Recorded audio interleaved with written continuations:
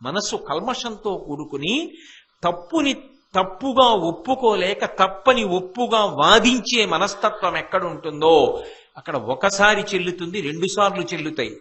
ఆ తర్వాత మాత్రం ఆయన కీర్తి ప్రతిష్టలను సాధించలేడు. జీవితంలో ఆయన మీద ఆధారపడరు, ఆయనకి గౌరవాన్ని చూపించారు, ఆయన మర్యాదకు పాత్రుడు కాడు. అందుకే అన్నిటికన్నా అత్యంత ప్రధానమైన విషయం ఏది అంటే మనసు నిష్కల్మషంగా ఉండాలి. అందున వయస్సు పెద్దదవుతున్న కొద్దీ మనిషి యొక్క శీల వైభవం అంతా దేని చేత నిర్ణయింపబడుతుంది అంటే మాట చేత నిర్ణయింపబడుతుంది. అయిందానికి కాందానికి అబద్ధాలు ఆడడం, మనసు కల్మషంతో ఉండి మాట్లాడుతూ ఉండడం, తప్పు చేసి ఒప్పని వాదించడం, ఇటువంటివి చేస్తుంటే నిజంగా ఏదైనా పరిస్థితిలో ఆయన అలా ఉన్నది ఉన్నట్టే చెప్పినా అంగీకరించరు, నమ్మరు కూడా. దాని వలన ఏమవుతుందంటే అవతల వారి విశ్వసనీయత నశించిపోతుంది. అలా ఉండకూడదు మనిషి. అప్పుడు లక్ష్మి పోతోందా లేదా? అందుకే నేను ఎక్కడ ఉంటాను ఆవిడ చెప్పిందంటే నిజానికి ఆవిడ చెక్కుతోంది. ఇలా ఉండగలిగితే నేను నీ యందు ఉంటాను. ఇంతకన్నా పర్సనాలిటీ డెవలప్మెంట్ ఏమిటండి? ఒక మనిషి మనిషిగా ఎలా ఉండాలో నేర్పుతోంది. అది కుటుంబంలోనా, దేశంలోనా, రాష్ట్రంలోనా, కార్యాలయంలోనా, ఇంట్లోనా, ఎక్కడ అంటే ఎక్కడైనా ఈ గుణములు ఉండాలి. ఈ గుణములు ఉన్నవాడు ఎక్కడుంటాడో అక్కడ లక్ష్మీదేవి ఉంటుంది. వ్యక్తిపరంగా, నడవడి పరంగా, ధర్మం పరంగా, ఆచారం పరంగా, అనుష్ఠానం పరంగా లక్ష్మీదేవి ఎక్కడ ఉంటుంది అన్నది ధర్మరాజు గారి యొక్క ప్రధానమైనటువంటి ప్రశ్న. ఎప్పుడు ఆకలి వెయ్యాలో అప్పుడు ఆకలి వెయ్యడం లక్ష్మి. ఆకలి వేసినప్పుడు అన్నం దొరకడం లక్ష్మి. అన్నం దొరికినప్పుడు తినడానికి తగినంత ఖాళీ ఉండడం లక్ష్మి. ఆ తిన్న అన్నం జీర్ణం అవడం లక్ష్మి. ఇంట్లో తల్లి యొక్క ప్రేమ లక్ష్మి, తండ్రి యొక్క ఆదరణ లక్ష్మి, భార్య యొక్క ఆప్యాయత లక్ష్మి, స్నేహితుల యొక్క ఆత్మీయత లక్ష్మి, పువ్వుల యొక్క వికసనంలో ఉండేటటువంటి కాంతి లక్ష్మి, చెట్ల యొక్క ఆకుపచ్చతనం లక్ష్మి, పక్షుల యొక్క కలకూజితాలు లక్ష్మి, ఇంట్లో పసిపిల్లవాడి బోసినవ్వులు లక్ష్మి, ఉత్సాహం లక్ష్మి, కాంతి లక్ష్మి, ఆరోగ్యం లక్ష్మి, ధైర్యం లక్ష్మి, పుష్టి లక్ష్మి, తుష్టి లక్ష్మి, శాంతి లక్ష్మి, ఇవన్నీ లక్ష్మి. అంతిమంగా లక్ష్మి అన్న మాటకి పర్యవసానం ఏమి అంటే తృప్తి. మనిషి ఎప్పుడు శాంతిని పొందుతాడు అంటే తాను తృప్తిగా ఉన్నప్పుడు శాంతిని పొందుతాడు. అవైదికమైనటువంటి మార్గంలో, అశాస్త్రీయమైనటువంటి మార్గంలో నడిచి తృప్తిని పొందడం కాదు, తన నడవడి ధర్మమునకు కట్టుబడి ఉన్నది అని శాంతి పొందడం జీవితంలో నిజమైనటువంటి లక్ష్మి. అది రామచంద్రమూర్తి మొదలైనటువంటి వాళ్ళు అనుభవించినటువంటి లక్ష్మి, భీష్ముడు అనుభవించిన లక్ష్మి, ధర్మరాజు అనుభవించిన లక్ష్మి. నేను ధర్మాచరణం చేశానా లేదా, నేను ధార్మికంగా బ్రతుకుతున్నానా లేదా, నేను ధర్మం తప్పలేదు అన్న కారణం చేత కలిగేటటువంటి శాంతి ఏది ఉన్నదో, సంతృప్తి ఏది ఉన్నదో అది లక్ష్మీదేవిగా పరిగణింపబడుతుంది. అటువంటి లక్ష్మీదేవి ఎక్కడ ఉంటుంది అని ప్రశ్న వేశారు. వేస్తే భీష్మాచార్యుల వారు అంతకు ముందు జరిగినటువంటి ఒక సంవాదాన్ని ఉటంకిస్తూ లక్ష్మీ స్థానములను చెప్తున్నారు. నిత్య సత్యులు, శౌచ నిరతులు, గురుభక్తుల ప్రమత్తులు, దక్షులమలమతులు, సత్కర్మపరులు, విజ్ఞానము, తపము, దానము, బ్రహ్మచర్యంబు, శమము కల్గువారలు ప్రీతినా వసించు నిక్కలు, క్రూరు నాస్తికు కృతజ్ఞుని కుబుద్ధి వర్జింతు, ఇంగిలి వర్జించి ఇలువాడి ఘటశుద్ధి కలిగిన కాంతలందు నిల్తు, వల్లభ ప్రతికూల నిష్ఠురాత్మ అన్యమందిర గామిని, అధిక నిద్రయైన మానిని దొరగుదు, అబ్జినీతటాక తరుషండ పుష్పవాటముల నిలుతూ. లక్ష్మీదేవి ఎక్కడెక్కడ ఉంటుంది అన్నది లక్ష్మీదేవియే చెప్పింది. నేను ఎక్కడ ఉంటాను అంటే నిత్య సత్యుల యందు ఉంటాను. అంటే ప్రతిరోజు కూడా నిజాన్ని మాత్రమే మాట్లాడేటటువంటి వాళ్ళు ఎవరు ఉంటారో, అయిందానికి కాందానికి అబద్ధం ఆడడం అలవాటు కాకుండా సత్యాన్ని మాత్రమే మాట్లాడడం అలవాటు చేసుకున్న వాళ్ళు ఎవరుంటారో, ఆ సత్యం పలకడానికి కావలసినటువంటి ధైర్యాన్ని పుణికి పుచ్చుకున్న వాళ్ళు ఎవరుంటారో, అసలు అబద్ధం ఆడడం అనేటటువంటి పద్ధతికి దూరంగా ఉండడానికి ఎవరు ప్రయత్నం చేస్తూ ఉంటారో అటువంటి చోట ఉంటాను. శౌచ నిరతులు, బాహ్యమునందు శౌచము. బాహ్యమునందు శౌచము అంటే ఒకటి జ్ఞాపకం పెట్టుకోండి, నా దృష్టికి అందినంత వరకు నిజానికి అందము అన్న మాటకు అర్థం ఏమిటంటే శుభ్రత. శుభ్రతని మించినటువంటి అందం లోకంలో ఇంకోటి ఉండదు. ఎంత వయస్సు రానివ్వండి, పరిశుభ్రంగా మనిషి ఉండగలిగితే అది గొప్ప అందం. ఆ శుభ్రత లేదనుకోండి, కృతకంగా తెచ్చిపెట్టుకున్నటువంటి అందం నిజమైనటువంటి అందం కాదు. తనంత తానుగా శోభించేది ఎప్పుడు అంటే ఆ పరిశుభ్ర చేత శోభిస్తాడు. బాహ్యమునందు శౌచం ఉండాలి, ఆంతరమునందు శౌచం ఉండాలి. అంటే లోపల ఎప్పుడూ మంచి ఆలోచనలు రావడానికి కావలసినటువంటి విషయములను మాత్రమే మనసుకి ఆలంబనంగా లోపలికి తీసుకుంటూ ఉండాలి. ఏది చూస్తే మనసు ప్రశాంతంగా ఉంటుందో అటువంటి వాటిని ఎక్కువ చూడాలి. ఏది తింటే మనసు ప్రశాంతంగా ఉంటుందో అది తినేందుకు ప్రయత్నించాలి. అంటే భగవదర్పితాహారం, భగవంతుడికి ఏది అర్పణ చేస్తాం, ఏది సాత్వికాహారమో అది అర్పణ చేస్తాం. అటువంటి ఆహారాన్ని తీసుకోవడం, న్యాయమైనటువంటి ఆర్జన చేత సంపాదించినటువంటి ఆహారం, పరిమితమైనటువంటి ఆహారం, సాత్వికమైనటువంటి ఆహారం, ఇటువంటి ఆహారాన్ని స్వీకరించవలసి ఉంటుంది. అలాగే దైవర్పిత ఆహారం, దైవమునకు సమర్పణం చేసినటువంటి ఆహారం, ఆ ఆహారాన్ని తీసుకున్న కారణం చేత అందులో 6వ వంతు సూక్ష్మ శరీరంగా మనస్సుగా ఏర్పడుతుంది. కాబట్టి దాని వలన ఏ ప్రతిబంధకము లేకుండా మనసు ఈ సాత్విక బుద్ధితో మంచి విషయాల్ని పట్టుకుంటూ ఉంటుంది. అలా సరి అయినటువంటి విషయాల్ని లోపలికి పంపిస్తుంటే, మంచి విషయాలు వింటున్నారనుకోండి, మనసు ఉద్వేగం పొందకుండా ప్రశాంతంగా ఉంటుంది. అది ఉద్వేగం పొందే విషయాలు చెవిలోకి వెడుతున్నాయి అనుకోండి, మనసు కదిలిపోతుంటుంది. ఒక ఆవు దూడ రెండు విడిపోయి ఎక్కడో దూడ ఆవు కోసం అరుస్తూ ఆవు దూడ కోసం అరుస్తోంది అనుకోండి, మీరు ప్రవచనం మీద దృష్టి పెట్టగలరా? మీరు పెట్టలేరు. ఆ దూడని ఆవు దగ్గరికి తీసుకొస్తే బాగుండే, అది దీనికోసం అరుస్తోంది, అది దీనికోసం అరుస్తోంది, ఇది దానికోసం అరుస్తోంది. ఎందుకు అలా రెండింటినీ వేరు చేసి పెట్టారు? ఈ రెండింటినీ ఒక్క చోట పెట్టేస్తే హాయిగా ఉంటుంది కదా అని మనసులో ఏదో ఒక ఉద్విగ్నత, ఒక అలజడి. ఆ అలజడి ఏం చేస్తుందంటే, ఇది అంబా అన్నా అది అంబే అన్నా తల అటు తిరుగుతుంది, మనసు అటు తిరుగుతుంది. ఇక ఇటువైపు నుంచి వచ్చేది చెవుల్లోకి ఎలా వెడుతుంది? వెళ్ళదు కదా. కాబట్టి మనసు నిదానంగా ఉండాలి అంటే అది ఉద్విగ్నత పొందకుండా ఉండాలి. అది ఎలా అయితే ప్రశాంతంగా ఉంటుందో అటువంటివే చెవిన పడుతూ ఉండాలి. అప్పుడు మనసు దాని వలన ఉద్రిక్తతని పొందదు, ప్రశాంతమైనటువంటి చిత్తము అలవడుతుంది. ఎక్కడ ప్రశాంతత ఉందో అక్కడ ఆంతర శౌచ్యం ఉంటుంది. అక్కర్లేని ఆలోచనలు, ద్వేషభావాలు, కుట్రలు, కుతంత్రాలు, ఆవేశాలు, అక్కరలేని ఆలోచనలు, ఎవరిని నింద చేద్దామనేటటువంటి ఆలోచన, ఎవడి గురించి ఉంటాడో, పైకి ఎంతో శుభ్రంగా ఉండి లోపల మాత్రం చాలా అసహ్యకరమైన ఆలోచనలతో ఉన్నాడనుకోండి, దాని వలన ఉపయోగం ఏముంటుంది? సకల్ప వృక్ష ప్రతిమో వసంత యువమూర్తిమాన్ శ్మశాన చైత్య ప్రతిమో భూషితోపి భయంకర అంటారు వాల్మీకి మహర్షి రామాయణంలో. ఎవరో ఒక ఆయన ఒక ఊళ్ళో పెళ్లి చేసుకుందాం అనుకుని, ఏమండి మీకు ఆ ఊళ్ళో పెద్ద సౌధం ఉంది కదా, మా మగ పెళ్లి వారికి విడిదిద్దాం అనుకుంటున్నాం, ఆ సౌధం ఏమైనా ఖాళీ ఉందా అని అడిగాడు. అయ్యో ఉండకపోవడం ఏమిటండి, ఖాళీ ఉంది, 50 గదులతో కట్టాం, పెద్ద సౌధం, పాలరాతితో నిర్మాణం చేశాం, చల్లగా ఉంటుంది, తీసుకోండి తాళాలు అని ఇచ్చాడు. ఎక్కడుందండి ఇది అని అడిగాడు. శ్మశానం మధ్యలో ఉంది అన్నాడు.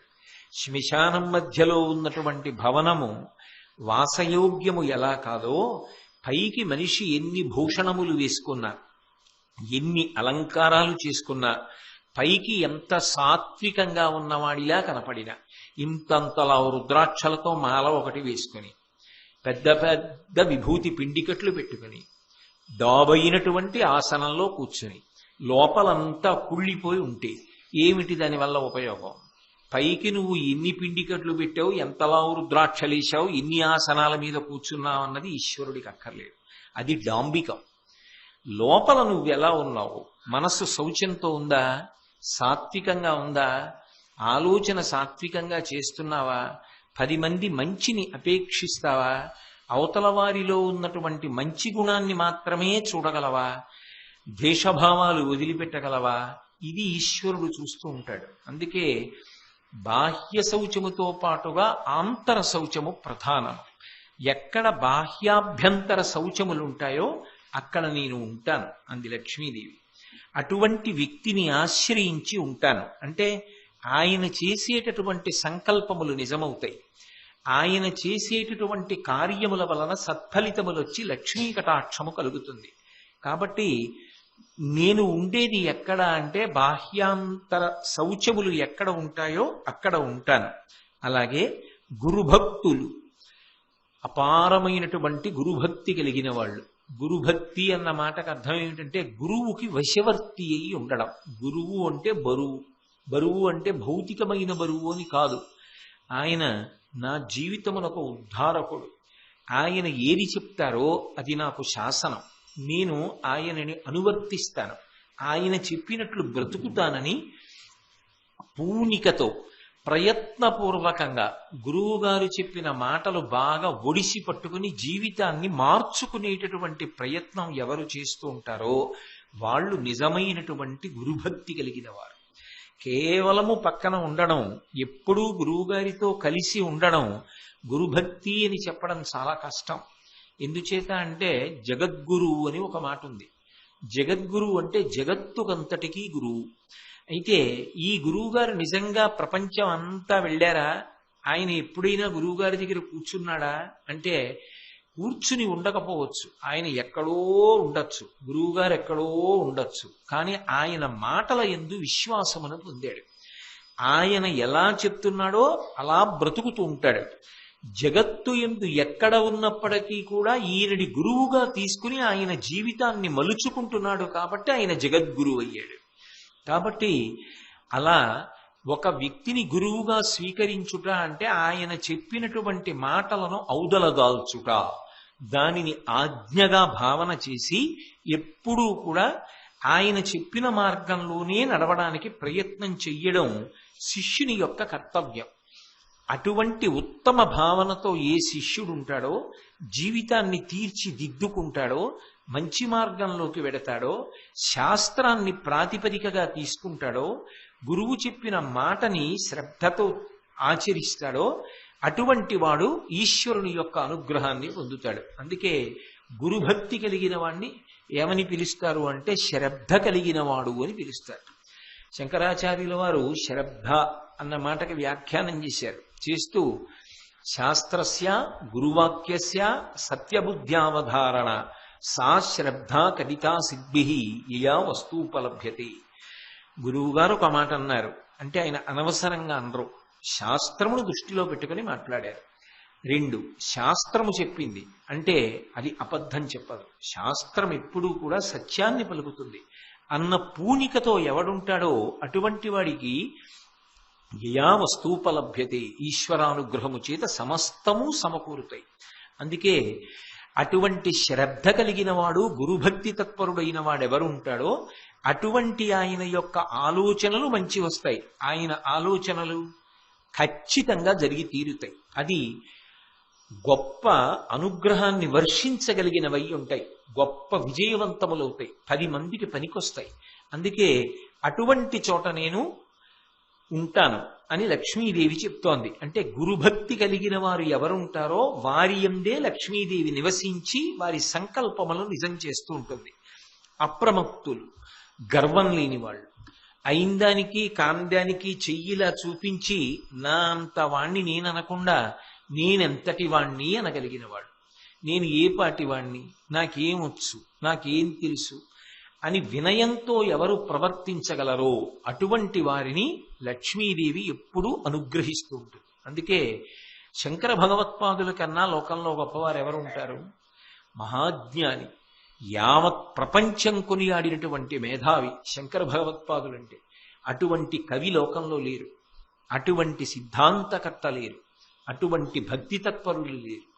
ఆయనలా భారతదేశమంతా పాదచారి అయి పర్యటించిన వారు లేరు, ఆయనలా పీఠ సంప్రదాయాన్ని నెలకొల్పిన వారు లేరు, ఆయన చేసినన్ని కుంభాభిషేకాలు చేసిన వారు లేరు, ఆయన చేసినన్ని పునఃప్రతిష్టలు చేసిన వారు లేరు, ఆయన పొందినన్ని దర్శనాలు పొందిన వారు లేరు, ఆయన చేసినన్ని వాదనలు చేసిన వారు లేరు, ఆయన ఎదుర్కొన్న కష్టాల లాంటి కష్టాలు ఎదుర్కొన్న వారు లేరు.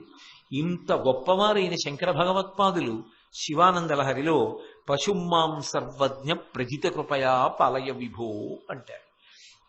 శివ, నేను పశువుని, నువ్వు పశుపతివి.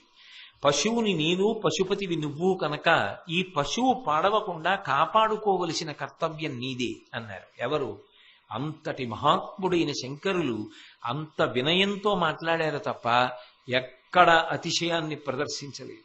అంతటి మహాత్ములే అంత వినయంగా ప్రవర్తిస్తే ఏం చూసుకుని గుండెల మీద చెయ్యేసుకుని అయిందానికి కాందానికి తలగరేసి ప్రవర్తిస్తాం. కాబట్టి వినయంతో ఉండడం గొప్ప. ఎంత చదువుకున్నవాడైనా, ఎన్ని తెలిసి ఉన్నవాడైనా ఆ వినయం లేకపోతే మాత్రం అది బూడిదలో పోసిన పన్నీరు.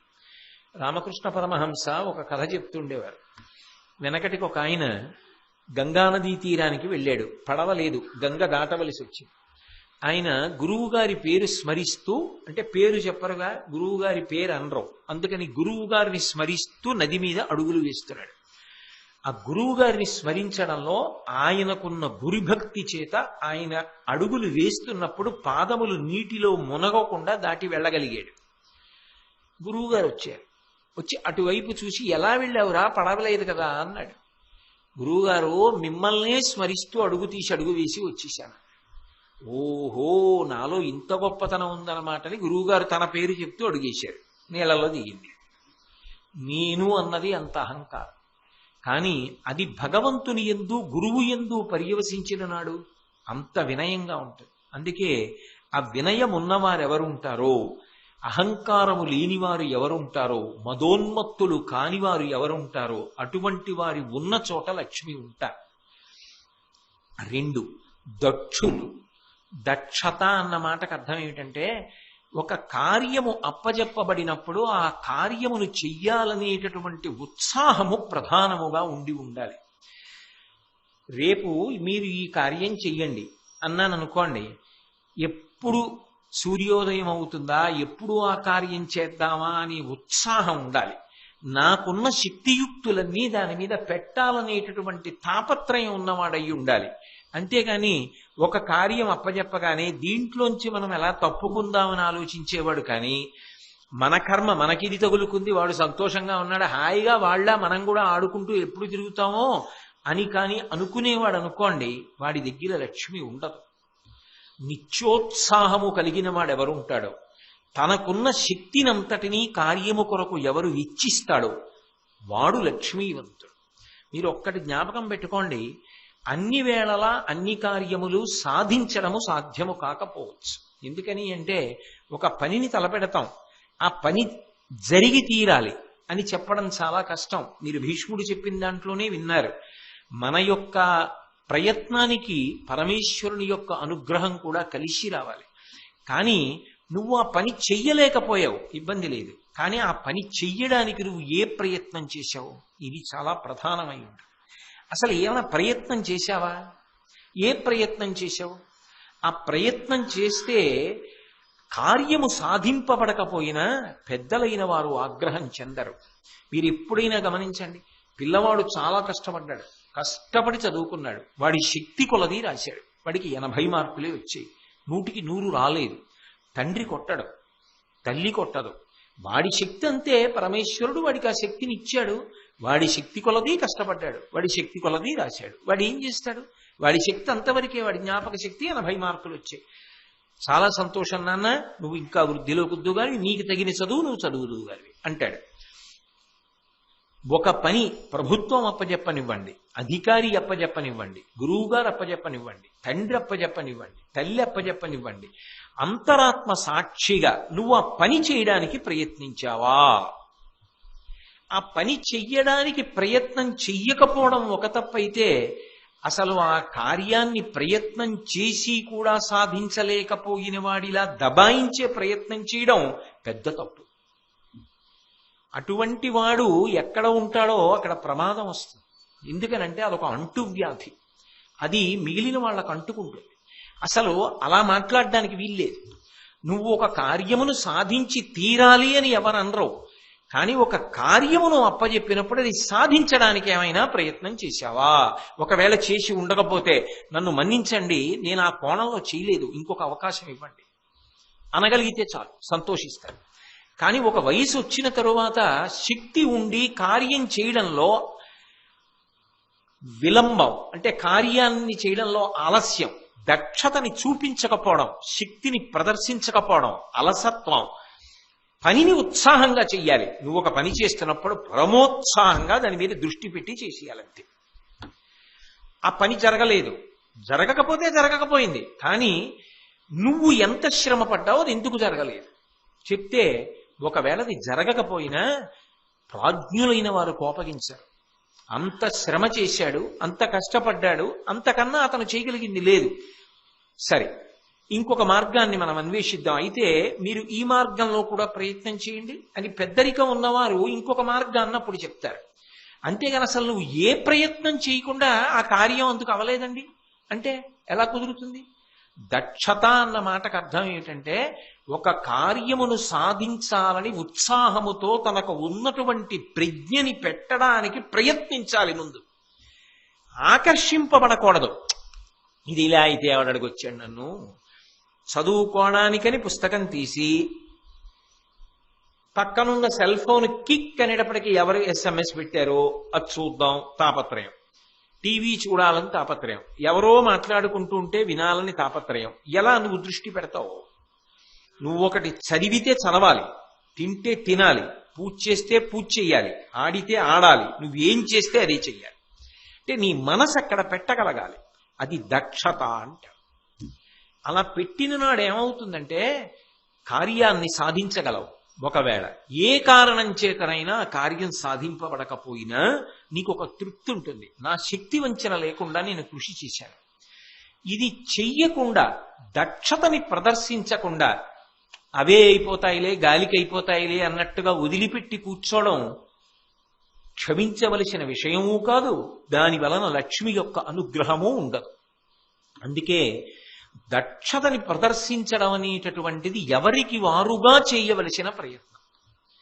నేను నిజంగా పని చేస్తే ఎంత పని చెయ్యగలను, నేను ఎన్ని నేర్చుకోగలను, ఎన్నింటిని అనుష్ఠానం చెయ్యగలను, ఎన్ని జ్ఞాపకం పెట్టుకోగలను, ఎన్ని విషయాలు పరిశీలించగలను, నాకు భగవంతుడిచ్చిన శక్తి ఎంత గొప్పది, నాకు ఈశ్వరుడంత శక్తినిస్తే ఆ శక్తిని నేను వాడుకుంటున్నానా, సద్వినియోగం చేసుకుంటున్నానా? అలసత్వంతో ఆ శక్తినంతటినీ నిరుత్సాహంతో ఎంతసేపు ఇంద్రియ భోగాల కోసం ఖర్చు పెడుతూ అలాగే ఉండిపోతున్నానా అన్నది చాలా అవసరం. నేను ఈ మాట అంటున్నప్పుడు నాకు ఒక విషయం జ్ఞాపకానికి వచ్చింది, మీరు మరోలా అనుకోకండి ఇది చెప్తున్నానని. మొన్నను ఆ ఆఫీస్కి ఒక ఆయన వచ్చారు, ఆయన నాతో మాట్లాడుతూ ఒక మాట అన్నారు. మా తండ్రి గారికి 82 సంవత్సరాలండి, వృద్ధులు, ఇక్కడ వరకు వచ్చారు, మిమ్మల్ని చూడాలనుకున్నారు, మీరు ఉన్నారో లేరో నాకు తెలీదు అని చెప్పానండి, ఆయన వెళ్ళిపోయారు, ఆయనకి మీరంటే చాలా ప్రీతి, మిమ్మల్ని చూడాలనుకుంటున్నారు అన్నారు. అంటే నేనన్నాను, 82 ఏళ్ళ పెద్దవారే, పాపం మళ్ళీ రాగలరా అన్నాను.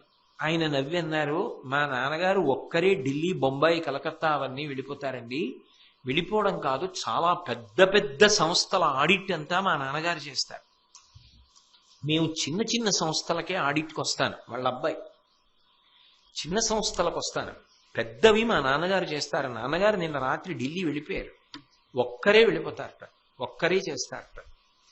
అంటే కొంతమందిలో ఆఖరి నెత్తుటి బొట్టు వరకు తమకి భగవంతుడిచ్చిన దక్షతని విడిచిపెట్టారు, అలా కష్టపడి పని చేస్తూనే ఉంటారు, ఏదో ఒకటి సాధిస్తూ ఉంటారు తప్ప నిష్కారణంగా మాత్రం కూర్చోరు.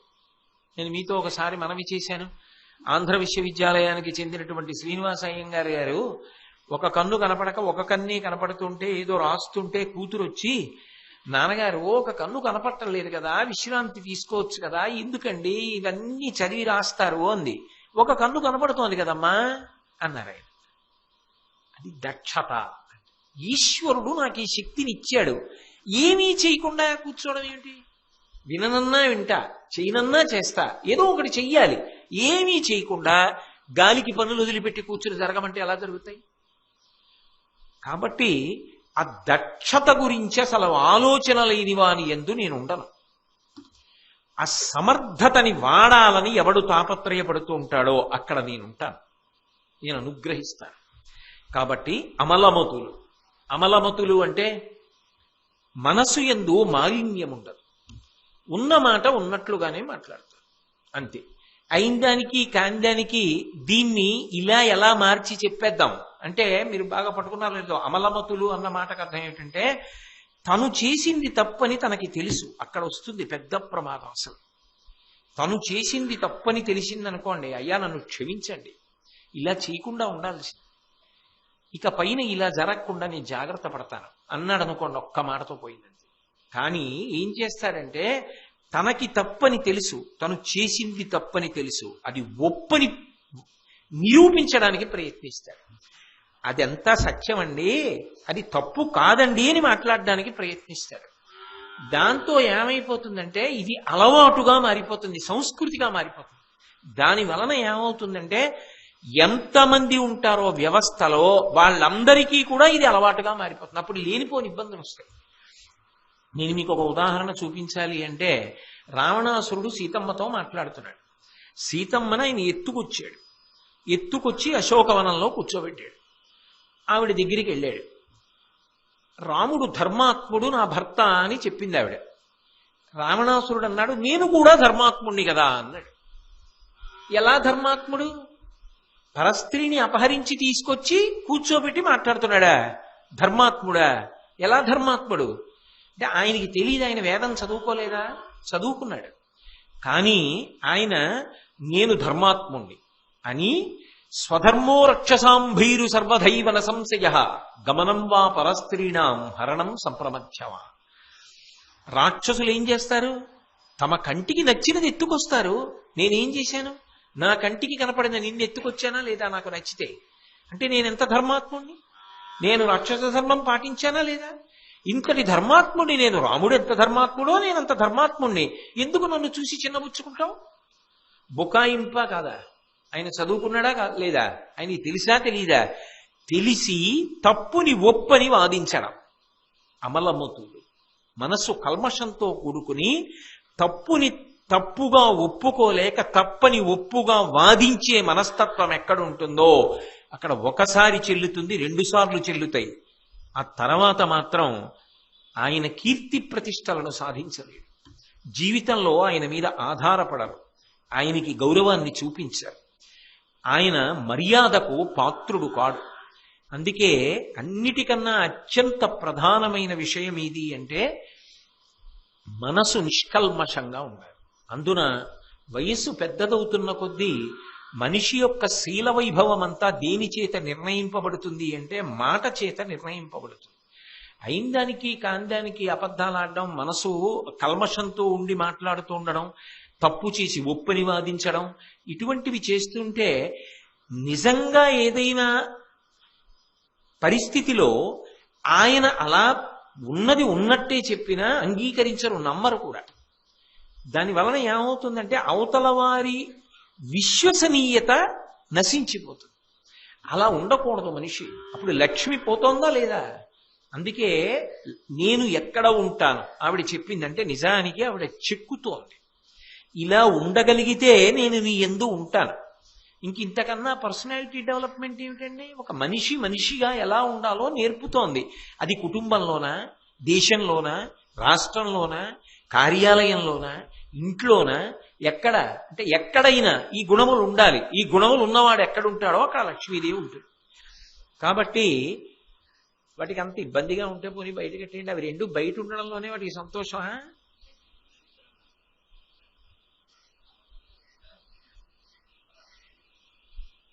దానికి బయటికి వెళ్ళిపోవాలనా ఏమిటి దాని ముచ్చట?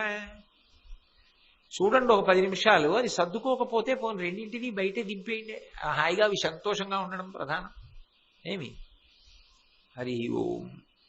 కాబట్టి అమలమతులు, సత్కర్మపరులు, మంచి పనులు చెయ్యాలనేటటువంటి తాపత్రయం ఉన్నవాళ్ళు, వాడికి ఏదో ఆర్తి ఉంటుంది, నేను మంచి పని చేయాలి, నేను మంచి పని చేయాలి, నేను మంచి పని చేయాలి. ఆర్తి ఉందనుకోండి వెతుక్కుంటాడు మంచి పని కోసం. అసలు ఆ ఆర్తి లేదనుకోండి, మనం చేసేది ఏంటండి, ఏమంటే ఆ పని అది చేయడానికి వాడు ఉన్నాడండి, ఇది వాడున్నాడండి, మరి నువ్వేం చేస్తావు, విమర్శ చేస్తూ కూర్చుని ఉంటాడు అంతే. తప్ప తనంత తానుగా ఒక మంచి పని చేయడానికి మాత్రం ఎప్పుడూ సిద్ధపడడం. అనవసరంగా అయిందానికి కాందానికి నోరు పడేసుకోవడం మాత్రం ఎప్పుడూ సిద్ధంగా ఉంటాడు. లోకంలో ఒక విషయం చెప్తుంటారు, ఒక తండ్రి కొడుకుని తీసుకుని ఎడారిలో ఒంటి మీద వెడుతున్నప్పుడు పిల్లవాడు కదా ఏం నడుస్తాడని ఒంటి మీద కూర్చోబెట్టాడు, తాను నడుస్తున్నాడు. ఎవరో వచ్చారు, ఏమయ్యా బుద్ధి ఉందా నీకు, తండ్రి పెద్దవాడు, ఆయన నడుస్తున్నాడా, నువ్వు ఒంటి మీద కూర్చున్నావా, బుర్ర ఉండద్దు, తండ్రి కూర్చోవాలా నువ్వు కూర్చోవాలా అంటాడు. కొడుకు అన్నాడు, నాన్నగారు ఒంటి ఆపండి దిగిపోతాను, మీరు ఎక్కండి అన్నాడు. కొడుకు దిగిపోయాడు, తండ్రి ఎక్కాడు. కొంచెం దూరం వెళ్ళారు, అట్నుంచి ఎవరో వచ్చారు. తండ్రిని చూసి అన్నారు, ఏమయ్య నీకు బుర్ర ఉందా, తండ్రివి కదా నువ్వు ఎక్కి కూర్చున్నావా, పిల్లాడిని కింద నడిపిస్తున్నావా, పిల్లాడిని పైన కూర్చోబెట్టి పెద్దవాడివి నువ్వా, అనుభవశాలివి, కింద ఉండవలసిన వాడివి పిల్లాడా, ఒంటె బెదిరిటైనా పరిగెడితే వాడు ఆపగలడా, నువ్వు కింద ఉండాలి వాడు పైన ఉండాలి, అంతేగాని అదేమిటి ఇలా చేశావు అన్నాడు. ఆయన ఏం చేశాడంటే మళ్ళీ పిల్లాడిని కిందకి దింపేసేసి తను ఎక్కి కూర్చున్నాడు. మళ్ళీ వచ్చినవాడు మళ్ళీ విమర్శ చేశాడు. ఆయన అన్నాడు చూసి, ఈ లోకంలో చాలా మందికి ఇదో అలవాటురా, ఏం చేసినా తప్పు పట్టడమే తప్ప వాళ్ళు ఒప్పు చెయ్యరు, ఒకడు చేసిన దాంట్లో ఒప్పు చూడలేరు. కాబట్టి మనం అసలు దీన్ని లెక్క పెట్టకుండా మన ఇష్టం వచ్చినట్టు ప్రయాణం చేసి మనం ఇంటికి వెడదాం అన్నాడు. అలా ఉంటుంది లోకం యొక్క పోకడ. కాబట్టి మంచి పని చెయ్యాలనేటటువంటి తాపత్రయం ఒకటి ఉందనుకోండి, దానికి అవకాశం లేకపోవడం అనేటటువంటిది లోకంలో ఉండదు, ఎప్పుడూ ఉంటుంది అవకాశం. కానీ అసలు ఆ మంచి పని చేయడానికి నేను ఏం చెయ్యగలను, నాకు ఏ సమర్థత ఉంది అనే ఆలోచన చేస్తే భగవంతుడు ఏదో ఒక విభూతిని తప్పకుండా ఇస్తాడు ప్రతి వాళ్ళకి. దానితో ఏదో ఒక మంచి పని, 10 మందికి పనికొచ్చే పని ప్రతి వాడు చెయ్యవచ్చు. అందులో ఏ విధమైనటువంటి అనుమానము ఉండవలసిన అవసరమే లేదు. ఏదో ఒక మంచి పని ప్రతి వారు చెయ్యొచ్చు. ఆలోచన చేస్తే తప్పకుండా జరుగుతుంది.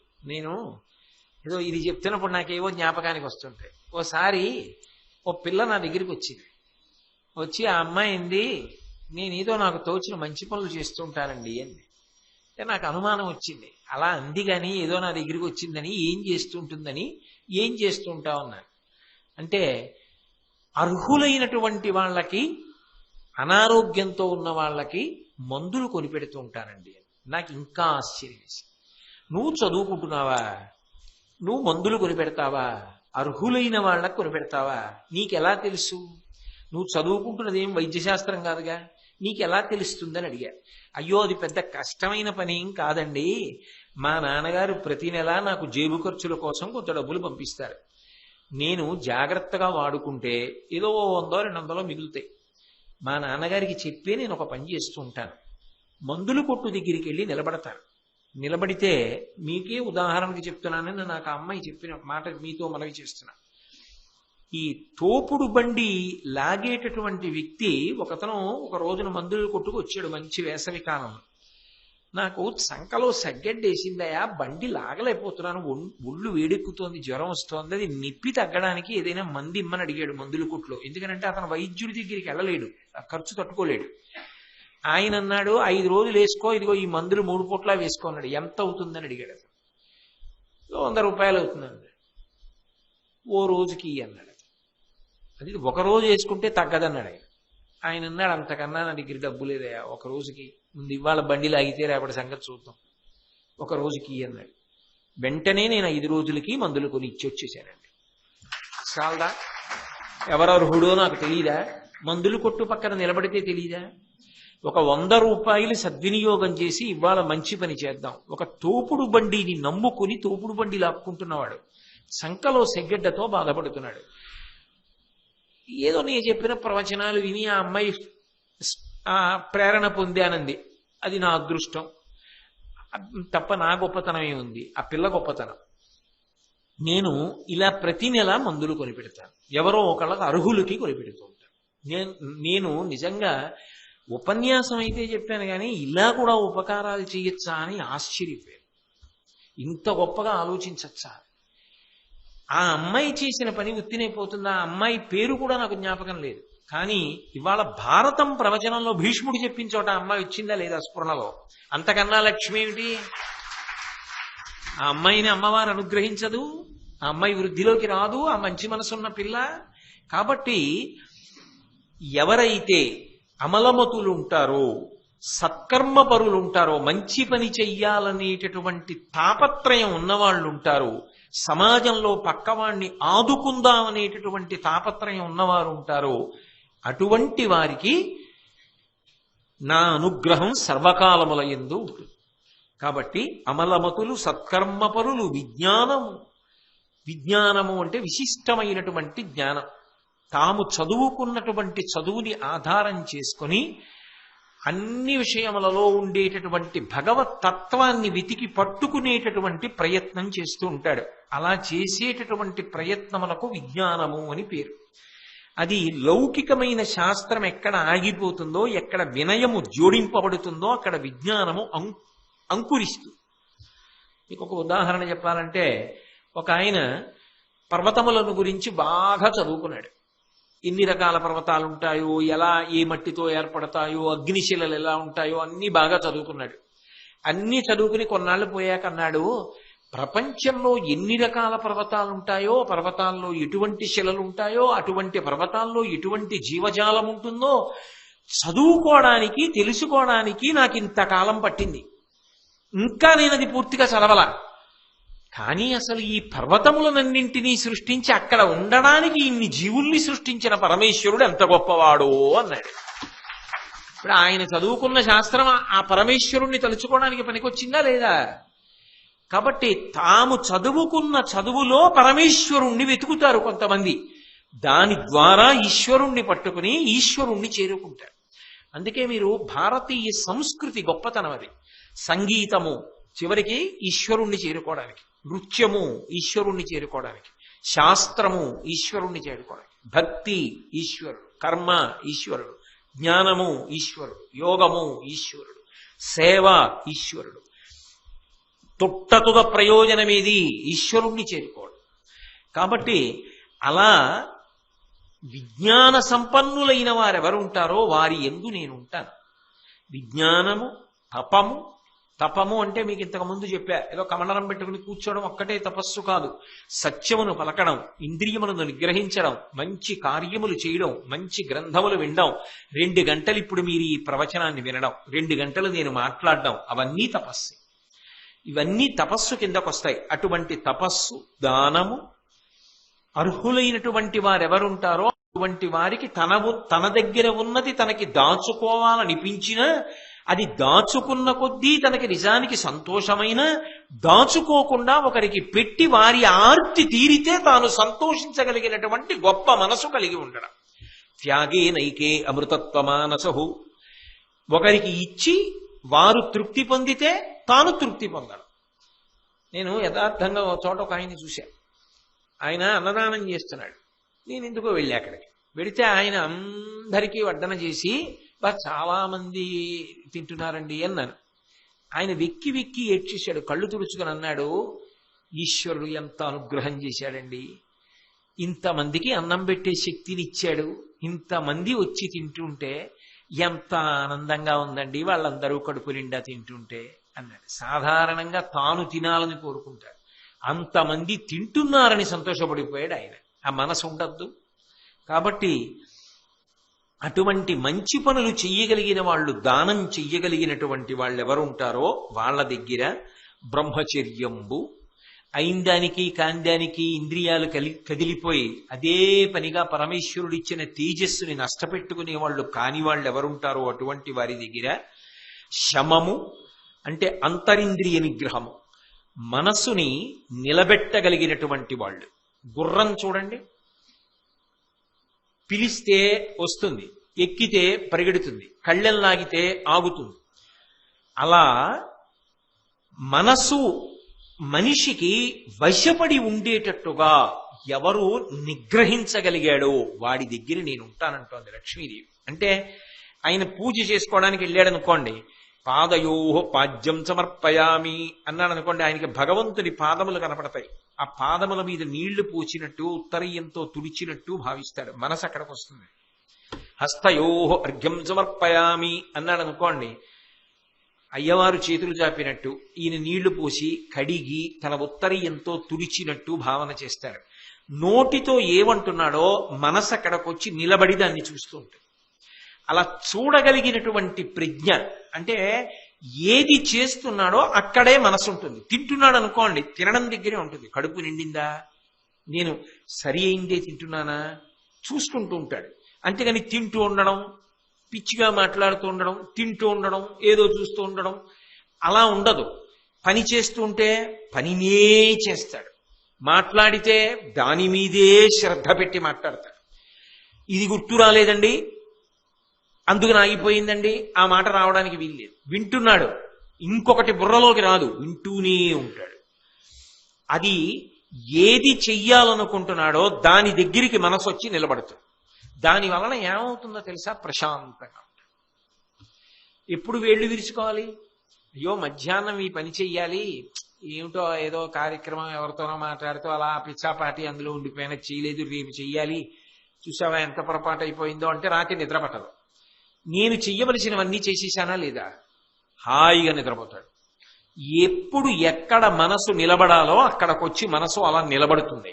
అంతేగాని ఎప్పుడు ఒకటి చేస్తూ ఉంటాడు, మనసు ఇంకొక దాని మీద ఉంటుంది. పూజకెడతాడు, ఆఫీస్ గురించి ఆలోచిస్తాడు.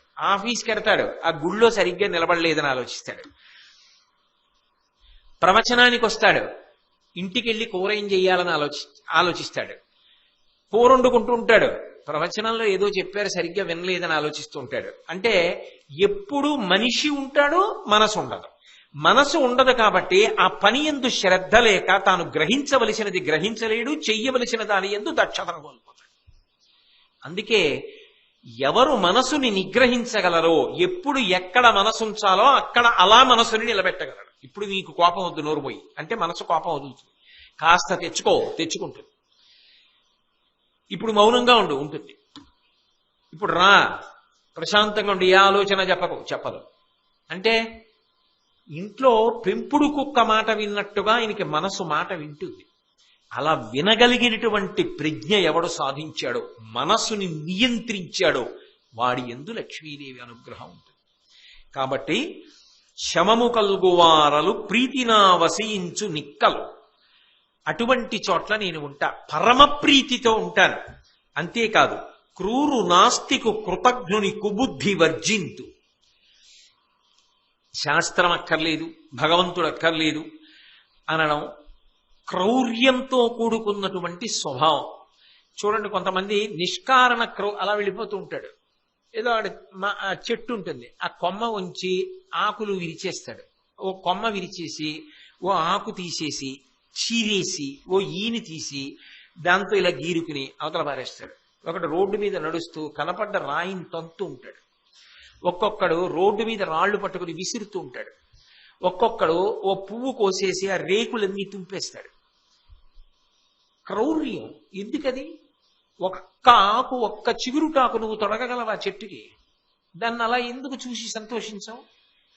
వాక్కు చేత క్రౌర్యం, మాటల చేత అవతల వారిని బాధపెట్టడం, చేతల చేత అవతల వారిని బాధపెట్టడం, మనస్సులో క్రౌర్యంతో కూడుకున్న ఆలోచనలు చేస్తూ క్రూర బుద్ధితో అవతలవాడు బాధపడుతున్నాడని తాను సంతోషపడ్డా.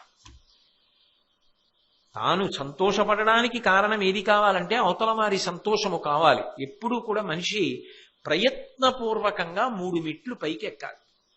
నేను ఏ మెట్టు మీద ఉన్నాను అన్నది ఆలోచించుకోవాలి. మొట్టమొదటి స్థాయిలో ఇతరుల సంతోషమును చూసి తాను సంతోషమును పొందగలగాలి. వాళ్ళ అమ్మాయి పెళ్ళి అనుకోండి, మా అమ్మాయి పెళ్ళి అంత సంతోషంగా నేను శుభలేఖ తీసుకోవాలి. చాలా సంతోషం అండి అని తీసుకోవాలి. అవతల వారి సంతోషం నీ సంతోషమునకు కారణం కావాలి. నువ్వేం కష్టపడద్దు, అవతల వారి సంతోషంలో పాలు పంచుకో.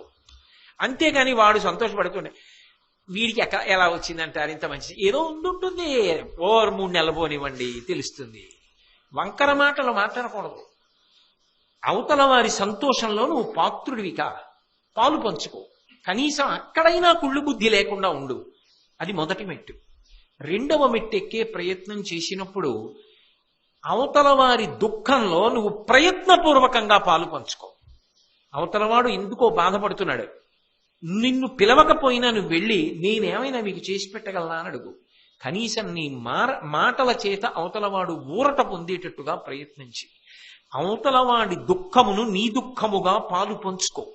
ఇంకొక మెట్టు పైకెక్కినప్పుడు, ఆ పై మెట్టు ఎక్కినప్పుడు నీ వలన ఒకడు సంతోషపడాలి తప్ప నీ వలన ఒకడు ఏడవకూడదు.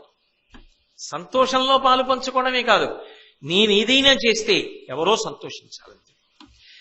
ఆయన చేసిన దానికి ఇలా ఏడుస్తున్నామండని ఏడవవలసిన రోజు కల్పించవద్దు. నీవు చేసిన పని వలన అవతలవాడు సంతోషించాలి. ఏ రోజైనా అలాగే పూర్తయిపోవాలి. నేను ఇవాళ చేసిన దానికి ఎవడో సంతోషించాడు, నేను ఇవాళ చేసిన దానికి ఎవడూ ఏడవలేదు, చాలు. ఈశ్వరుడిచ్చిన ఆయుర్దాయం పండింది, అంతకన్నా ఆయన కోరుకునేది ఏమి ఉండదు. కానీ ఆయన ఇచ్చిన ఆయుర్దాయంలో ఆయన ఇచ్చిన శక్తితో నువ్వు ఒకడు ఏడవడానికి, ఒకడు సంతోషపడకుండా ఉండడానికి నువ్వు కారణమైతే అంతకన్నా దారుణం ఇంకొకటి లేదు. అందుకే మనిషి 3 సోపానములు క్రమంగా అధిరోహించాలి, పైకి ఎక్కాలి. అప్పుడు ఆ మనిషి జీవితానికి సార్థక్యం. అది లేనినాడు, అసలు ఆ ప్రయత్నమే లేనినాడు, అలా బ్రతకలేనినాడు ఆ బ్రతుకు అర్థం లేదు. అందుకు భీష్ముడు ధర్మరాజుని చెక్కుతున్నాడు. అందుకే అసలు పంచమవేద స్థాయి భారతం ఎందుకు పొందింది అంటే భీష్ముడు మాట్లాడాడు కాబట్టి. భీష్ముడు మాట్లాడకపోతే ఈ స్థాయి వస్తుందా అంటే చెప్పలేం. అందుకే భీష్ముని యొక్క మాటలకు అందులో అంపశయ్య మీద పడుకుని మాట్లాడాడు మహానుభావుడు. ఆ మాటలు అంత శక్తివంతములయ్యాయి. ఆయన మాట్లాడితే ధర్మరాజు గారికి మనశ్శాంతి కలిగింది. అందుకే రామాయణంలో సుందరకాండ ఎంత శక్తివంతమో మహాభారతంలో శాంతి పర్వము, అనుశాసనిక పర్వము అంత శక్తివంతములు. కాబట్టి కృతఘ్నుని కుబుద్ధి అంటే ఆయన ఒక నిర్ణయం చేసుకుంటూ ఉంటాడు, ఏదో ఆలోచన వస్తుంది, ఓ నిర్ణయం చేస్తాడు. ఆ నిర్ణయం చేయడానికి ప్రాతిపదిక ఉండదు. ఒక నిర్ణయం చేయడానికి ఓ ప్రాతిపదిక ఉండాలి. ఏమిటి ప్రాతిపదిక? అది ధర్మమా కాదా? ధర్మమా కాదా ఎలా నిర్ణయిస్తావు? నీకు తెలిస్తే వేదం అంగీకరిస్తుందా? నీకు వేదము తెలియదు. స్మృతి అంగీకరిస్తుందా? స్మృతి తెలియదు. పురాణంలో విన్నటువంటి కథలని బట్టి ఇటువంటివి చెయ్యవచ్చా? పోని పురాణాలు వినలేదు. పెద్దలు ఇటువంటి పనులు చేస్తారా? మంచి నడవడి కలిగిన వారు ఇటువంటి పనులు చేస్తారా? పోని మంచి నడవడి కలిగిన వారు ఎలా ఉంటారో నీకు తెలియదు.